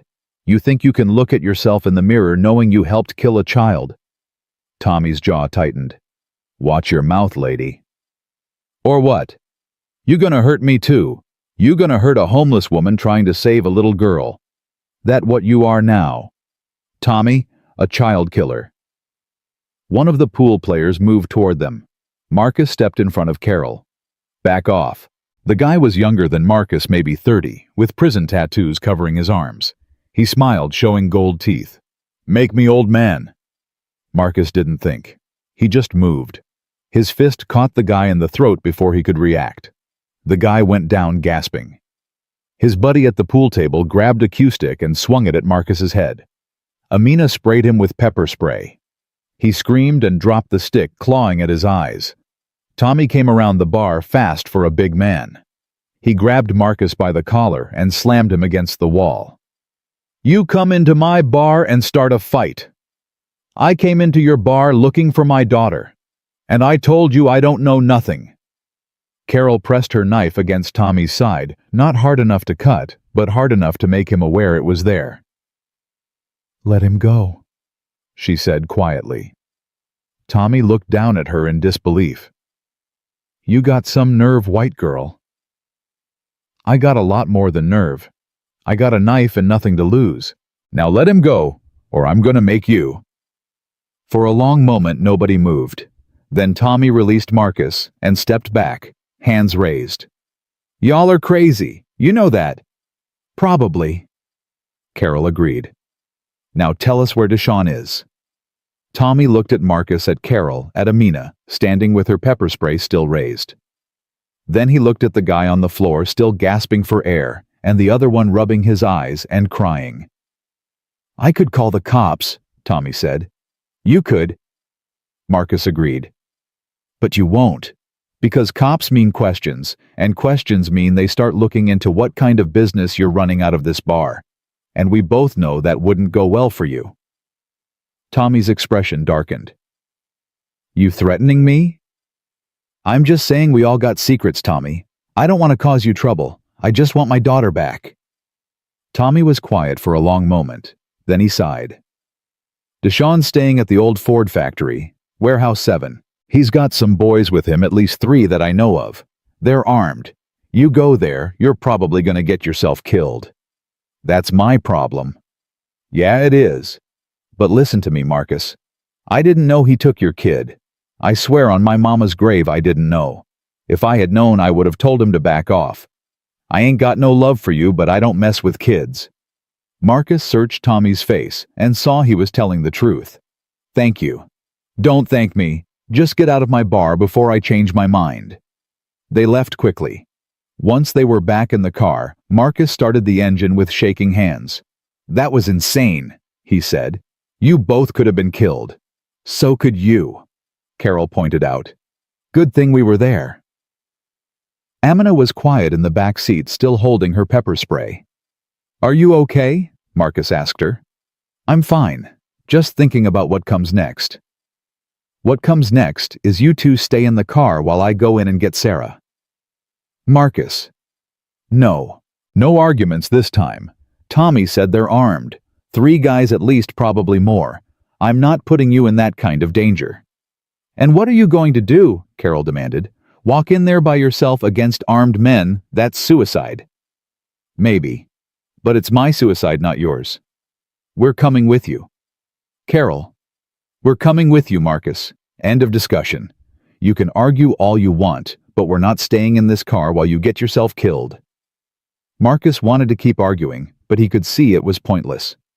These women had decided, and nothing he said would change their minds. "Fine," he said. "But if I tell you to run, you run. Deal?" "Deal," Carol lied. Marcus drove toward the old Ford factory, his mind racing. He needed a plan. He couldn't just walk in guns blazing. He didn't even have a gun. What he had was 2 homeless women with a knife and pepper spray, and himself, a 42-year-old former Marine who hadn't been in a real fight since Iraq. They were going to die, all 3 of them, and Sarah would still be trapped with Deshawn. "We need to call the police," Amina said, as if reading his thoughts. "No, by the time they get there, Deshawn could move her. Or worse. This has to be fast." "Then we need a plan." Marcus pulled over on a side street 2 blocks from the factory. Through the chain-link fence he could see the massive complex of abandoned buildings dark against the night sky. Warehouse 7 would be toward the back. He remembered it from when he used to work security at one of these places years ago. "Here's the plan," he said. "We go in quiet. We find out where Sarah is. Then we get her out. No heroics, no confrontations, just in and out." "And if we can't avoid a confrontation," Carol asked, "then we fight like hell." They got out of the car and approached the fence. Marcus found a section where the chain link had been cut and peeled it back. They slipped through one at a time. On the other side, Marcus led them through shadows toward Warehouse 7. The building loomed in front of them, 3 stories of crumbling brick and broken windows. A single light glowed on the ground floor. Marcus heard voices inside, heard music playing. He crept closer, Carol and Amina behind him. Through a window he could see into what had once been a loading dock. 3 men were inside, sitting on old crates playing cards. They all had guns. And beyond them, in the corner tied to a chair with tape over her mouth, was Sarah. Marcus's heart stopped. She was alive. She looked terrified, tears on her face, but she was alive. "I see her," he whispered to Carol and Amina. "We're back corner. 3 guys between us and her." "So what do we do?" Marcus studied the layout. 1 door in the front where the men were. 1 door on the side probably locked. Windows too high to reach. No good options. Then Sarah looked up. Her eyes went wide when she saw Marcus through the window. She started to make noise, trying to yell through the tape. The men looked over. "What's wrong with her?" one of them said.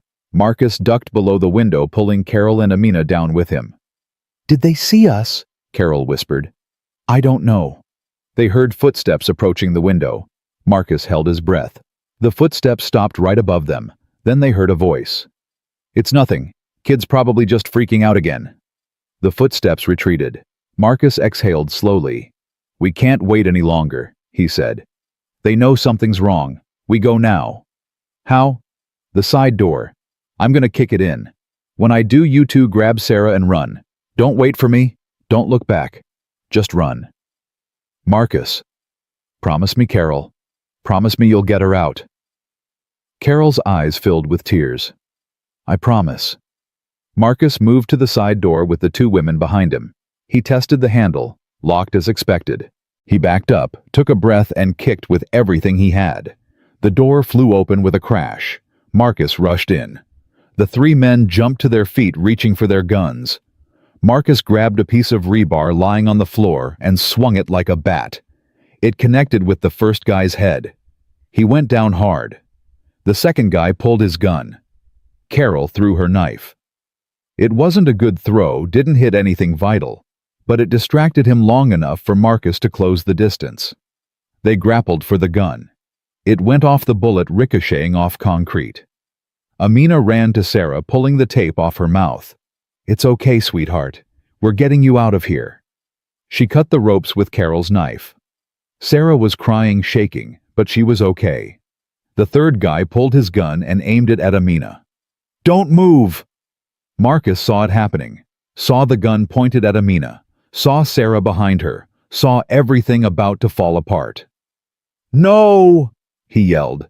The gun swung toward him instead. The guy fired. Marcus felt something hot punch through his shoulder, spinning him around. He hit the ground hard. Carol screamed. She picked up the rebar Marcus had dropped and charged the shooter. She swung wild, hitting him in the arm. He dropped the gun. She kept swinging, kept screaming, a woman possessed. Amina grabbed Sarah and ran for the door. Carol followed, still swinging the rebar to keep the men back. Marcus tried to get up, but his shoulder wouldn't work right. Blood was spreading across his shirt. "Marcus!" Carol was at his side, trying to pull him up. "Get Sarah out!" he gasped. "Not without you." "Carol, not without you." She got her arm under his good shoulder and hauled him to his feet. They stumbled toward the door. Behind them, Marcus heard the men recovering, heard them shouting, heard more footsteps. Deshawn's voice. "What the hell is going on?" They made it outside. Amina was waiting with Sarah. Sarah's face went white when she saw the blood on Marcus's shirt. "Daddy." "I'm okay, baby. We gotta run. Can you run?" Sarah nodded. They ran. 4 of them through the factory complex, through the shadows toward the fence. Behind them, Marcus heard shouting. Heard footsteps pursuing. "There they are. Don't let them get away." Marcus was slowing them down. His shoulder was on fire. His vision was blurring. He pushed Carol away. "Take Sarah and go." "No. Carol, I'm shot. I can't keep up. You have to get her out of here. We're all getting out of here. Amina appeared on his other side. Together, the two women half-carried, half-dragged Marcus toward the fence. Sarah was crying, running ahead of them. They heard a gunshot. The bullet pinged off a metal beam near Sarah's head. She screamed. "Keep running, baby!" Marcus yelled. "Don't stop!" They reached the fence. Amina pushed Sarah through first, then helped Carol get Marcus through. On the other side, they could see Marcus's car 2 blocks away. "Almost there," Carol panted. "Just a little further." Marcus's legs gave out. He went down hard on the pavement. Carol and Amina tried to lift him, but he was dead weight. "Go," he told them. "Get Sarah to the car. Call the police. I'll hold them off." "With what?" Carol demanded. "You can barely stand." Behind them, Deshawn and his men were coming through the fence. "There's nowhere to run, Marcus," Deshawn called out. "Just give it up." Sarah ran back to her father, throwing her arms around him. "Daddy, get up. Please get up." Marcus looked at his daughter's terrified face and found strength he didn't know he had. He forced himself to his feet, leaning heavily on Carol. "Okay," he gasped. "Okay, let's go." They made it another half block. Deshawn and his men were closing the distance. 50 yards, 40, 30. Then they heard sirens. Red and blue lights flooded the street as 3 police cars screamed around the corner. The cops must have been monitoring the Amber Alert, must have heard the gunshots, must have put 2 and 2 together. Deshawn stopped running. He and his men tried to scatter, but the cops were already out of their cars, weapons drawn. "Detroit police, get on the ground now." Deshawn looked at Marcus one last time. Even from 30 yards away, Marcus could see the hatred in his cousin's eyes. Then Deshawn got on his knees and put his hands behind his head. Marcus collapsed. He didn't remember hitting the ground. He just remembered Sarah's face above him crying, and Carol's voice telling him to stay awake, and the sound of sirens getting louder. Then everything went black. He woke up in a hospital bed. White walls, white ceiling, the smell of antiseptic. His shoulder was bandaged and throbbing with pain. He tried to sit up and immediately regretted it. "Easy," a voice said. Marcus turned his head. Sarah was curled up in a chair next to his bed, asleep. Carol was in another chair on his other side, also asleep. Amina was awake reading a book. "What happened?" Marcus croaked. Amina set down her book and smiled. "You got shot, but the bullet went through clean. No permanent damage. The doctors said you were very lucky." "Where's Deshawn?" "In jail. Him and his friends. They're charging them with kidnapping, assault with a deadly weapon, a bunch of other things. He's not getting out this time." Marcus closed his eyes, relief washing over him. "Sarah, is she okay?" "She's fine. Scared but fine. The police talked to her. The doctors checked her out. Deshawn didn't hurt her physically. He just wanted to scare you." "It worked." Amina reached over and squeezed his hand. "You were very brave. You all were. I was terrified." Bravery isn't the absence of fear, Marcus. It's doing what needs to be done despite the fear. You saved your daughter. We saved her. You and Carol and me. We did it together. Carol stirred in her chair and opened her eyes. When she saw Marcus was awake, she jumped up. "Marcus, you stupid, brave, wonderful idiot, don't you ever scare me like that again." "I'll try not to." Carol looked at him seriously. "When you told me to leave you behind to save myself and Sarah, I almost did. Part of me wanted to. It would have been easier, safer. I know. But I didn't. Because you're family. And family doesn't leave family behind." Marcus felt tears running down his face. "Thank you. Thank you for not giving up on us." "Never." Sarah woke up then. She saw Marcus looking at her and burst into tears. "Daddy." She jumped onto the bed, careful of his shoulder, and buried her face in his chest. Marcus wrapped his good arm around her and held her tight. "I got you, baby girl. Daddy's got you. You're safe now." "I was so scared." "I know. I'm sorry. I'm so sorry I let him take you." It's not your fault, Daddy. You came and got me. You always come and get me. They held each other while Carol and Amina watched tears streaming down both their faces. A nurse came in a few minutes later. Mr. Thompson, you have visitors. The police need to take your statement. Let them in.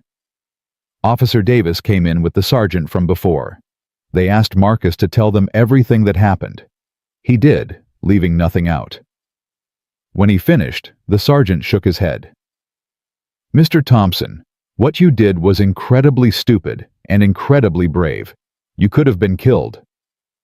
I know. But you saved your daughter's life, and you helped us apprehend a dangerous felon. So I'm going to overlook the part where you broke into private property and assaulted 3 men. Thank you, sir. Your cousin is going away for a long time. He's looking at 25 years minimum. You won't have to worry about him anymore. After the police left, a doctor came in to check Marcus's vitals. He said Marcus could probably go home tomorrow if there were no complications. Home, Marcus repeated. I don't have a home. I live in a shelter. The doctor looked uncomfortable. Well, wherever you're staying then. You'll need to keep the wound clean, change the bandages twice a day, and come back in a week to have the stitches removed. After the doctor left, Marcus lay back against the pillows, exhausted. What time is it? Almost midnight, Amina said. You've been here for 8 hours. 8 hours. Feels like 8 minutes.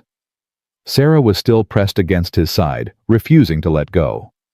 Marcus stroked her hair and thought about everything that had happened, about how close he'd come to losing her, about how Carol and Amina had risked their lives for a little girl who wasn't even theirs. I need to tell you something, he said to the 2 women. Both of you. They looked at him. When I get out of here, when I get that apartment I've been saving for, you're both coming with us. No arguments. You're part of this family now. Carol started to protest. Marcus, we can't. Yes, you can. I got enough saved for a 2-bedroom now, maybe a 3-bedroom if I can find one cheap enough. Sarah gets her own room. You 2 can share the other one until we figure something better out. I don't care if it's tight. I don't care if it's not perfect. We're staying together. Amina's eyes filled with tears. Marcus, that's very generous, but nothing. You saved my daughter's life tonight. You saved my life. You're family. And family takes care of each other. So unless you don't want to live with us, this isn't up for discussion. Carol and Amina looked at each other. Some silent communication passed between them. Then Carol smiled. Okay, she said. Okay, we'll do it. Good.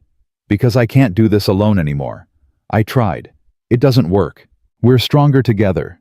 Sarah looked up at her father. Does this mean Carol and Amina are going to live with us forever? If they want to. I want to, Sarah said firmly. They're my family too.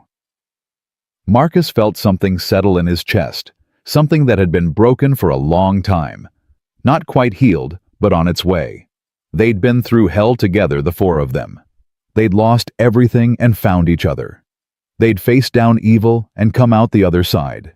They were broken people, damaged people.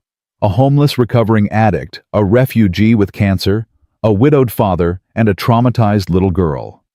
But they were family, and that was enough. Marcus spent 3 days in the hospital.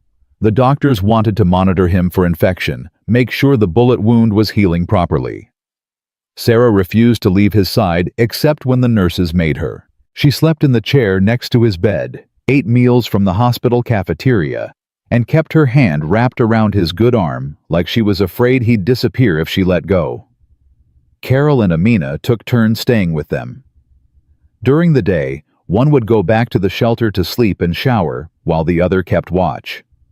At night, they were both there, creating a protective circle around Marcus and Sarah that nothing could penetrate. On the second day, Ray from DDC came to visit. He walked in carrying a stuffed bear twice the size of Sarah and a bag of fast food burgers. Figured hospital food probably sucks, he said, setting the bag on the bedside table. Sarah's eyes lit up when she saw the bear. Ray handed it to her. For you, kiddo. Every girl needs a teddy bear bigger than she is. Thank you. Sarah hugged the bear, then hugged Ray's leg. Ray looked uncomfortable with the affection but pleased. He turned to Marcus. How you feeling? Like I got shot? Yeah, I bet. Listen, Marcus, I talked to the higher-ups. They know what happened. They're giving you 2 weeks paid leave to recover. When you come back, your job will be waiting. Marcus felt his throat tighten. Ray, I don't know what to say. Don't say anything. Just get better and come back to work. We need good supervisors, and you're one of the best I've seen. After Ray left, Carol whistled low. Paid leave. That's almost $3,000, Marcus. I know. You know what that means? What? It means we can get that apartment now, today, as soon as you get out of here. Marcus looked at Sarah, at Carol, at Amina, at this makeshift family that had formed in the worst circumstances imaginable. Yeah, he said. Yeah, let's do it. The next day, the doctor cleared Marcus to leave. A nurse wheeled him out in a wheelchair, even though he insisted he could walk. Sarah carried the giant bear. Carol and Amina walked on either side like bodyguards. In the parking lot, Marcus's Honda was waiting. Someone had cleaned it while he was in the hospital. There was a note on the windshield in Gloria's handwriting. Thought you could use a fresh start. Welcome home when you're ready. Love, Gloria. They drove straight to a real estate office in Ferndale that Carol had found online. A young agent named Jennifer showed them 3 apartments in their price range. The first was too small. The second smelled like mold. But the third one, a 3-bedroom on the second floor of an old house, was perfect. It had hardwood floors that creaked when you walked on them. A kitchen with appliances that actually worked. A bathroom with a shower that had good water pressure. 3 small bedrooms, one for Marcus, one for Sarah, one for Carol, and Amina to share. We'll take it, Marcus said before Jennifer even finished the tour. Don't you want to see the lease terms, the deposit requirements? How much is the deposit? First month, last month, and security deposit. That's $3,600 total. Marcus did the math in his head. With his saved money and the paid leave, he had just enough. Barely, but enough. We'll take it, he repeated. Jennifer smiled. Great, let me draw up the paperwork. 2 hours later, Marcus held 3 keys in his hand. He gave one to Carol, one to Amina, and kept one for himself. Sarah gets her own when she's older, he said. Sarah was running from room to room, her voice echoing in the empty apartment. This one's mine. Can I paint it purple, Daddy? Whatever color you want, baby girl. Carol stood in the middle of the living room, tears running down her face. Amina had her arm around Carol's shoulders. What's wrong? Marcus asked. Nothing's wrong, Carol said, wiping her eyes. I just never thought I'd have a home again. Never thought anyone would take a chance on someone like me. You took a chance on me first, on that first night at the shelter. You gave up your room for strangers. That was different. No, it wasn't. You saw people who needed help and you helped them. That's who you are, Carol. That's why you deserve this. Amina spoke quietly. I need to tell you both something. Marcus and Carol turned to look at her. I got a letter yesterday, from my lawyer, about Fatima, my daughter. And the State Department approved her visa. She can come to America. She can come here. Amina's voice broke on the last word. Carol hugged her tight. That's wonderful. When? 3 months, maybe 4. There's still paperwork, but she's approved. After 4 years, I'm going to see my daughter again. Marcus felt joy swell in his chest. That's incredible, Amina. That's the best news. But there's a problem. To bring her here, I need to prove I have stable housing. I need to prove I can take care of her. And I don't have anything. I'm homeless. I'm sick. How am I supposed to convince them I can be a mother again? Marcus walked over and took both of Amina's hands in his. You're not homeless anymore. You live here. This is your address. And when Fatima comes, she'll have a home waiting for her. We'll make room. We'll figure it out. Marcus, this is already too much. I can't ask you to. You're not asking. I'm telling you. Fatima is welcome here. This family just got bigger, that's all. Amina sobbed and collapsed into Marcus's good shoulder. Carol joined the hug. Sarah ran over and wrapped her arms around all three of them. Group hug, she announced. They stood there in the empty apartment, four broken people holding each other up, and for the first time in a long time, Marcus felt something that resembled hope. Over the next 2 weeks, they transformed the apartment into a home. The shelter donated some furniture. Goodwill provided more. Ray and some guys from DDC helped move everything in. Rashid from the gas station brought over a TV someone had left at his store. Mrs. Chen from the library donated books for Sarah. Carol got a job at a grocery store stocking shelves overnight. It wasn't much, but it was something. Amina started treatment for her cancer at a clinic that worked with uninsured patients. The prognosis wasn't great, but it wasn't hopeless either. Sarah went back to school. She was quieter than before, more clingy. She had nightmares about the kidnapping. Marcus would wake in the middle of the night to find her standing in his doorway. "Can I sleep in here, Daddy?" "Always, baby girl. Always." Marcus went back to work at DDC. His shoulder was healing but still stiff. Ray put him on light duty for the first week. The crew threw him a welcome back party with a grocery store cake and warm soda. It was the best party Marcus had ever been to. One Saturday afternoon, about a month after they'd moved into the apartment, there was a knock on the door. Marcus answered it to find Gloria standing there with a casserole dish in her hands. "Gloria, what are you doing here?" "Bringing you dinner. Figured you could use a home-cooked meal." She came inside and looked around, nodding approvingly at what she saw. "Y'all did good, real good. This place feels like a home." "It is a home. First real one I've had since I lost the house." Gloria set the casserole in the kitchen and turned to face Marcus. "I need to tell you something. About the day Sarah was taken." Marcus's stomach dropped. "What about it?" "I've been carrying guilt about it for weeks. I was supposed to be watching her. I was supposed to keep her safe. And I let you down." "Gloria, it wasn't your fault. Deshawn would have found another way." "Maybe. But I still feel responsible. So I want to make it right." "How?" Gloria reached into her purse and pulled out an envelope. "The shelter got a donation last week. Anonymous. $50,000. The board voted to use some of it to help former residents get on their feet. We're giving you $5,000, Marcus. For furniture for Sarah's needs for whatever you want." Marcus stared at the envelope. "I can't take that."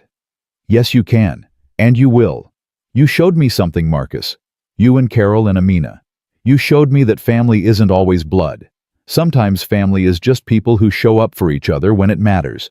You three took care of each other when nobody else would. That's the kind of story that gives people hope, including me." Marcus took the envelope with shaking hands. "Thank you. This is going to change everything." "Good. You deserve good things, Marcus Thompson. All of you do." After Gloria left, Marcus sat at the kitchen table with the envelope in front of him. $5,000. He could buy Sarah a real bed instead of the air mattress she was sleeping on. Could get Carol and Amina actual bedroom furniture. Could buy food that wasn't from the clearance section. Could start a real savings account for emergencies. Could breathe. Carol came home from her shift at the grocery store and found him still sitting there. "What's wrong?" "Nothing's wrong, everything's right. Look." He showed her the check. Carol's eyes went wide. "Marcus, that's incredible." "I know, I keep thinking I'm going to wake up and none of this will be real. The apartment, the job, this check. It feels too good to be true." Carol sat down across from him. "You know what your problem is? You don't think you deserve good things. You think you have to earn every tiny bit of happiness. But Marcus, you're a good man. Good things should happen to good people. Good things should happen to you too." "They are. I got a job. I got a home. I got people who care about me. That's more than I've had in years. Sarah came running in from her room. Daddy, can I have ice cream? Marcus looked at Carol, then back at Sarah. You know what? Yeah. Let's all go get ice cream, right now. They piled into the car, picked up Amina from the clinic, and drove to a Dairy Queen.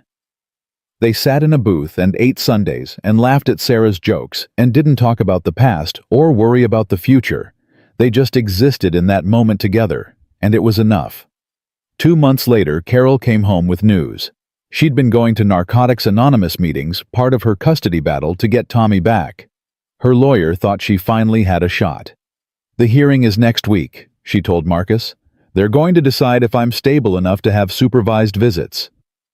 You're going to get him back, Marcus said with certainty. You don't know that. Yes, I do. Because you're not the same person who lost him. You're stronger. You're clean. You have a home and a job and a support system. Any judge with eyes can see that. The hearing was on a Wednesday. Marcus took the day off work to go with her. Amina stayed home with Sarah. In the courtroom, Carol's ex-husband was there with his new wife and Tommy. The boy was 9 now, tall for his age, with Carol's eyes. Carol couldn't stop staring at him. She hadn't seen him in 3 years. He was so much bigger than she remembered. The judge reviewed Carol's case. Her sponsor from NA testified. Her boss from the grocery store testified. Marcus testified about how Carol had turned her life around, how she'd helped save Sarah's life, how she was one of the strongest people he knew. Then it was Carol's turn to speak. Your Honor, she said, her voice shaking. I know I made mistakes. I know I hurt my son. I know I don't deserve another chance. But I'm asking for one anyway. Not for me. For Tommy. Because he deserves a mother who's present, who's healthy, who can show him that people can change. I can't give him back the years I lost. But I can give him a future, if you'll let me. The judge was quiet for a long moment. Then she spoke. Ms. Patterson, I've reviewed your file extensively. Your recovery is impressive. Your housing situation is stable. Your employment is consistent. Against my better judgment, I'm going to grant supervised visitation. 2 hours twice a week with a social worker present. If that goes well for 6 months, we'll reassess. Carol burst into tears. Tommy's father looked angry but didn't protest.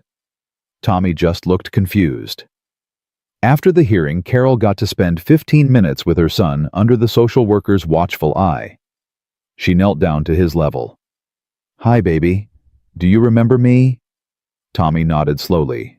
You're my mom, the one who went away. Yeah. I'm so sorry I went away. I was sick. But I'm better now. And I'm going to prove to you that I can be the mom you deserve. Okay? Okay. It wasn't much. But it was a start. That night they celebrated at the apartment. Marcus ordered pizza. Amina made a cake from a box mix. Sarah made a card that said, Congrats, Carol, with drawings of stick figures. To second chances, Marcus said, raising his glass of soda. To second chances, they all echoed. 3 weeks later, Amina got her own good news. Her cancer was responding to treatment. The tumors were shrinking. The doctors were cautiously optimistic.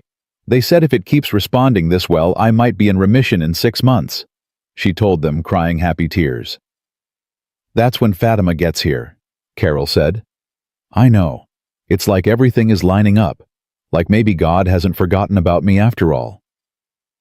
In early December, Marcus got a promotion at DDC, Assistant Operations Manager, $10,000 raise, benefits that included dental and vision, a company car. We're going to make it, he told Sarah that night as he tucked her into bed. We're actually going to make it. I always knew we would, Daddy. Because we're a family, and families don't give up. Marcus kissed her forehead and turned out the light. In the living room, Carol and Amina were watching TV and arguing good-naturedly about what to watch. Marcus stood in the hallway and just listened to the sounds of home. The radiator clanking, the neighbors upstairs walking around, the TV murmuring, Carol laughing at something Amina said. His phone buzzed. A text from Gloria. Merry early Christmas, check your mail. Marcus went downstairs and opened the mailbox. Inside was a Christmas card and a photo. The photo showed him Sarah Carroll and Amina standing in front of their apartment building on move-in day. Gloria must have taken it without them knowing. On the back she'd written, "This is what hope looks like. Never forget how far you've come." Marcus went back upstairs and put the photo on the refrigerator with a magnet. He stared at it for a long time. 6 months ago, he'd been sleeping in his car with nothing but despair and a daughter to protect. Now he had a home, a job, a family that he'd chosen and that had chosen him back. It hadn't been easy. It had been brutal and terrifying and painful. But they'd survived. More than survived. They'd built something real and lasting out of the ashes of their old lives. On Christmas morning, Sarah woke everyone up at 6 a.m. too excited to sleep. They'd pooled their money to buy a small tree and some decorations. Under the tree were modest presents wrapped in newspaper because they couldn't afford wrapping paper. Sarah opened her gifts with delight. Books from Carol, art supplies from Amina, a new winter coat from Marcus because her old one was 2 sizes too small. Then Sarah handed out her gifts. She'd made them herself with materials from school. For Marcus, a drawing of the two of them holding hands with the words, "Best Daddy Ever." For Carol, a bracelet made of colored string. For Amina, a bookmark with a pressed flower laminated inside. "I love it," Carol said immediately, putting on the bracelet. "I'm never taking it off." Amina held the bookmark like it was made of gold. "This is the most beautiful gift I've ever received." They ate pancakes for breakfast, watched Christmas movies, and didn't leave the apartment all day. It was the best Christmas Marcus had had in years, maybe the best Christmas ever. That night, after Sarah went to bed, the 3 adults sat in the living room. Carol was knitting a scarf. Amina was reading a book in Arabic. Marcus was just sitting content. "Can I ask you guys something?" Marcus said. They looked up. "What's going to happen when Fatima gets here? 4 people in this apartment is already tight. 5 is going to be impossible." Amina set down her book. "I've been thinking about that. My social worker said there are programs for refugees. They might be able to help me find my own place. Something small just for me and Fatima." "Do you want your own place?" Carol asked. Amina hesitated. "I want my daughter. But I also don't want to leave you all. You're my family now, too." Marcus leaned forward. "Here's what we're going to do. We're going to stay here until my lease is up in August. By then I'll have enough saved for a bigger place, 4 bedrooms, maybe a house, somewhere with a yard for Sarah and Fatima to play. We all move together. Nobody gets left behind." "Marcus, that's too much." "No, it's not. It's exactly right. We're stronger together. We proved that. I don't want to split us up now." Carol set down her knitting. "He's right. We're a family. Families stick together." Amina smiled through tears. Okay, we'll find a bigger place, all of us." They shook on it, a pact between 3 broken people who'd become whole by holding each other up. In March, Carol got full custody of Tommy back. The judge was impressed by her progress. Tommy moved in with them, sleeping on the couch until they could afford bunk beds. He was shy at first, unsure of this strange household. But Sarah took him under her wing, and within a week they were inseparable. "That's my brother Tommy," Sarah would tell anyone who'd listen. "He's the best." Tommy would blush, but Marcus could see the pride in the boy's eyes. He had a family again. They all did. In April, Fatima arrived. Marcus and Carol and Sarah and Tommy all went to the airport to pick her up with Amina. They held up a sign that said, "Welcome home, Fatima," in English and Arabic. When Fatima came through the international arrivals gate, a tiny 7-year-old with dark eyes and a hijab, Amina collapsed to her knees, sobbing. Fatima ran to her mother and they held each other for a long time, both crying, both speaking rapid Arabic. Finally, Amina stood and introduced her daughter to everyone. "Fatima, this is Marcus. He's the man I told you about, the one who gave us a home." Fatima looked up at Marcus with solemn eyes. "Thank you," she said in careful English. "You're welcome, sweetheart. Welcome to America. Welcome to your family." That night, they had the biggest dinner the apartment had ever seen. 7 people crammed around a table meant for 4. They ate Middle Eastern food that Amina had prepared, and American food that Carol had made, and the worst pizza Marcus had ever tasted from a place down the street that Sarah had insisted on. It was chaotic and loud and perfect. After dinner, Marcus stood and raised his glass. "I want to make a toast. 6 months ago I had nothing. I'd lost my home, my dignity, my hope. I was living in a car with my daughter, and I didn't know how we were going to survive. But then I met 2 women in a homeless shelter. 2 strangers who had every reason to look out for themselves and nobody else. Instead, they looked out for us. They gave up their room. They gave up their safety. They risked their lives to save my daughter. And in doing that, they saved me too." His voice cracked, but he kept going. "Carol, you taught me that it's never too late to change. That mistakes don't define us. That love is stronger than addiction or pain or fear. Amina, you taught me that faith isn't about religion. It's about believing in tomorrow, even when today is terrible. You both taught me what family really means, and I love you both for it." Carol and Amina were crying. So was Marcus. So was everyone except the kids, who were mostly just confused about why all the adults were emotional. "To family," Marcus finished. "Not the one we're born with, but the one we choose." "To family," everyone echoed. They drank their sodas and juice boxes, and the moment passed. The kids went to play. The adults cleaned up dinner. Life went on. Normal, beautiful, messy life. Later, when everyone was asleep, Marcus stood in the hallway and looked at all the bedroom doors. Behind one, Sarah and Fatima were giggling about something. Behind another, Carol was reading Tommy a bedtime story. Behind the third, Amina was praying quietly in Arabic.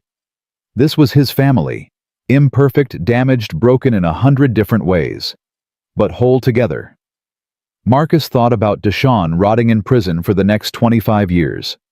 Thought about the cousin who'd tried to destroy him and had instead given him the greatest gift imaginable, the realization that blood doesn't make family. Love does. Loyalty does. Showing up when it matters does. He thought about Linda and wondered if she could see him now. Wondered if she was proud of the man he'd become, the father he'd been, the family he'd built from nothing. "I kept my promise," he whispered to her memory. "I kept Sarah safe, and I didn't do it alone." The apartment was quiet, except for the usual nighttime sounds. Marcus went to bed in his small room with the door half open so he could hear if Sarah needed him. He fell asleep thinking about tomorrow, about work and groceries, and Tommy's soccer game, and the million little details of life that used to overwhelm him, but now felt like blessings. Because he'd learned something in the past 6 months. He'd learned that home isn't a place. It's not a house or an apartment or 4 walls and a roof. Home is the people who catch you when you fall. The people who fight for you when you can't fight for yourself. The people who choose to love you even when you have nothing to offer but your broken self. And Marcus had finally found his way home.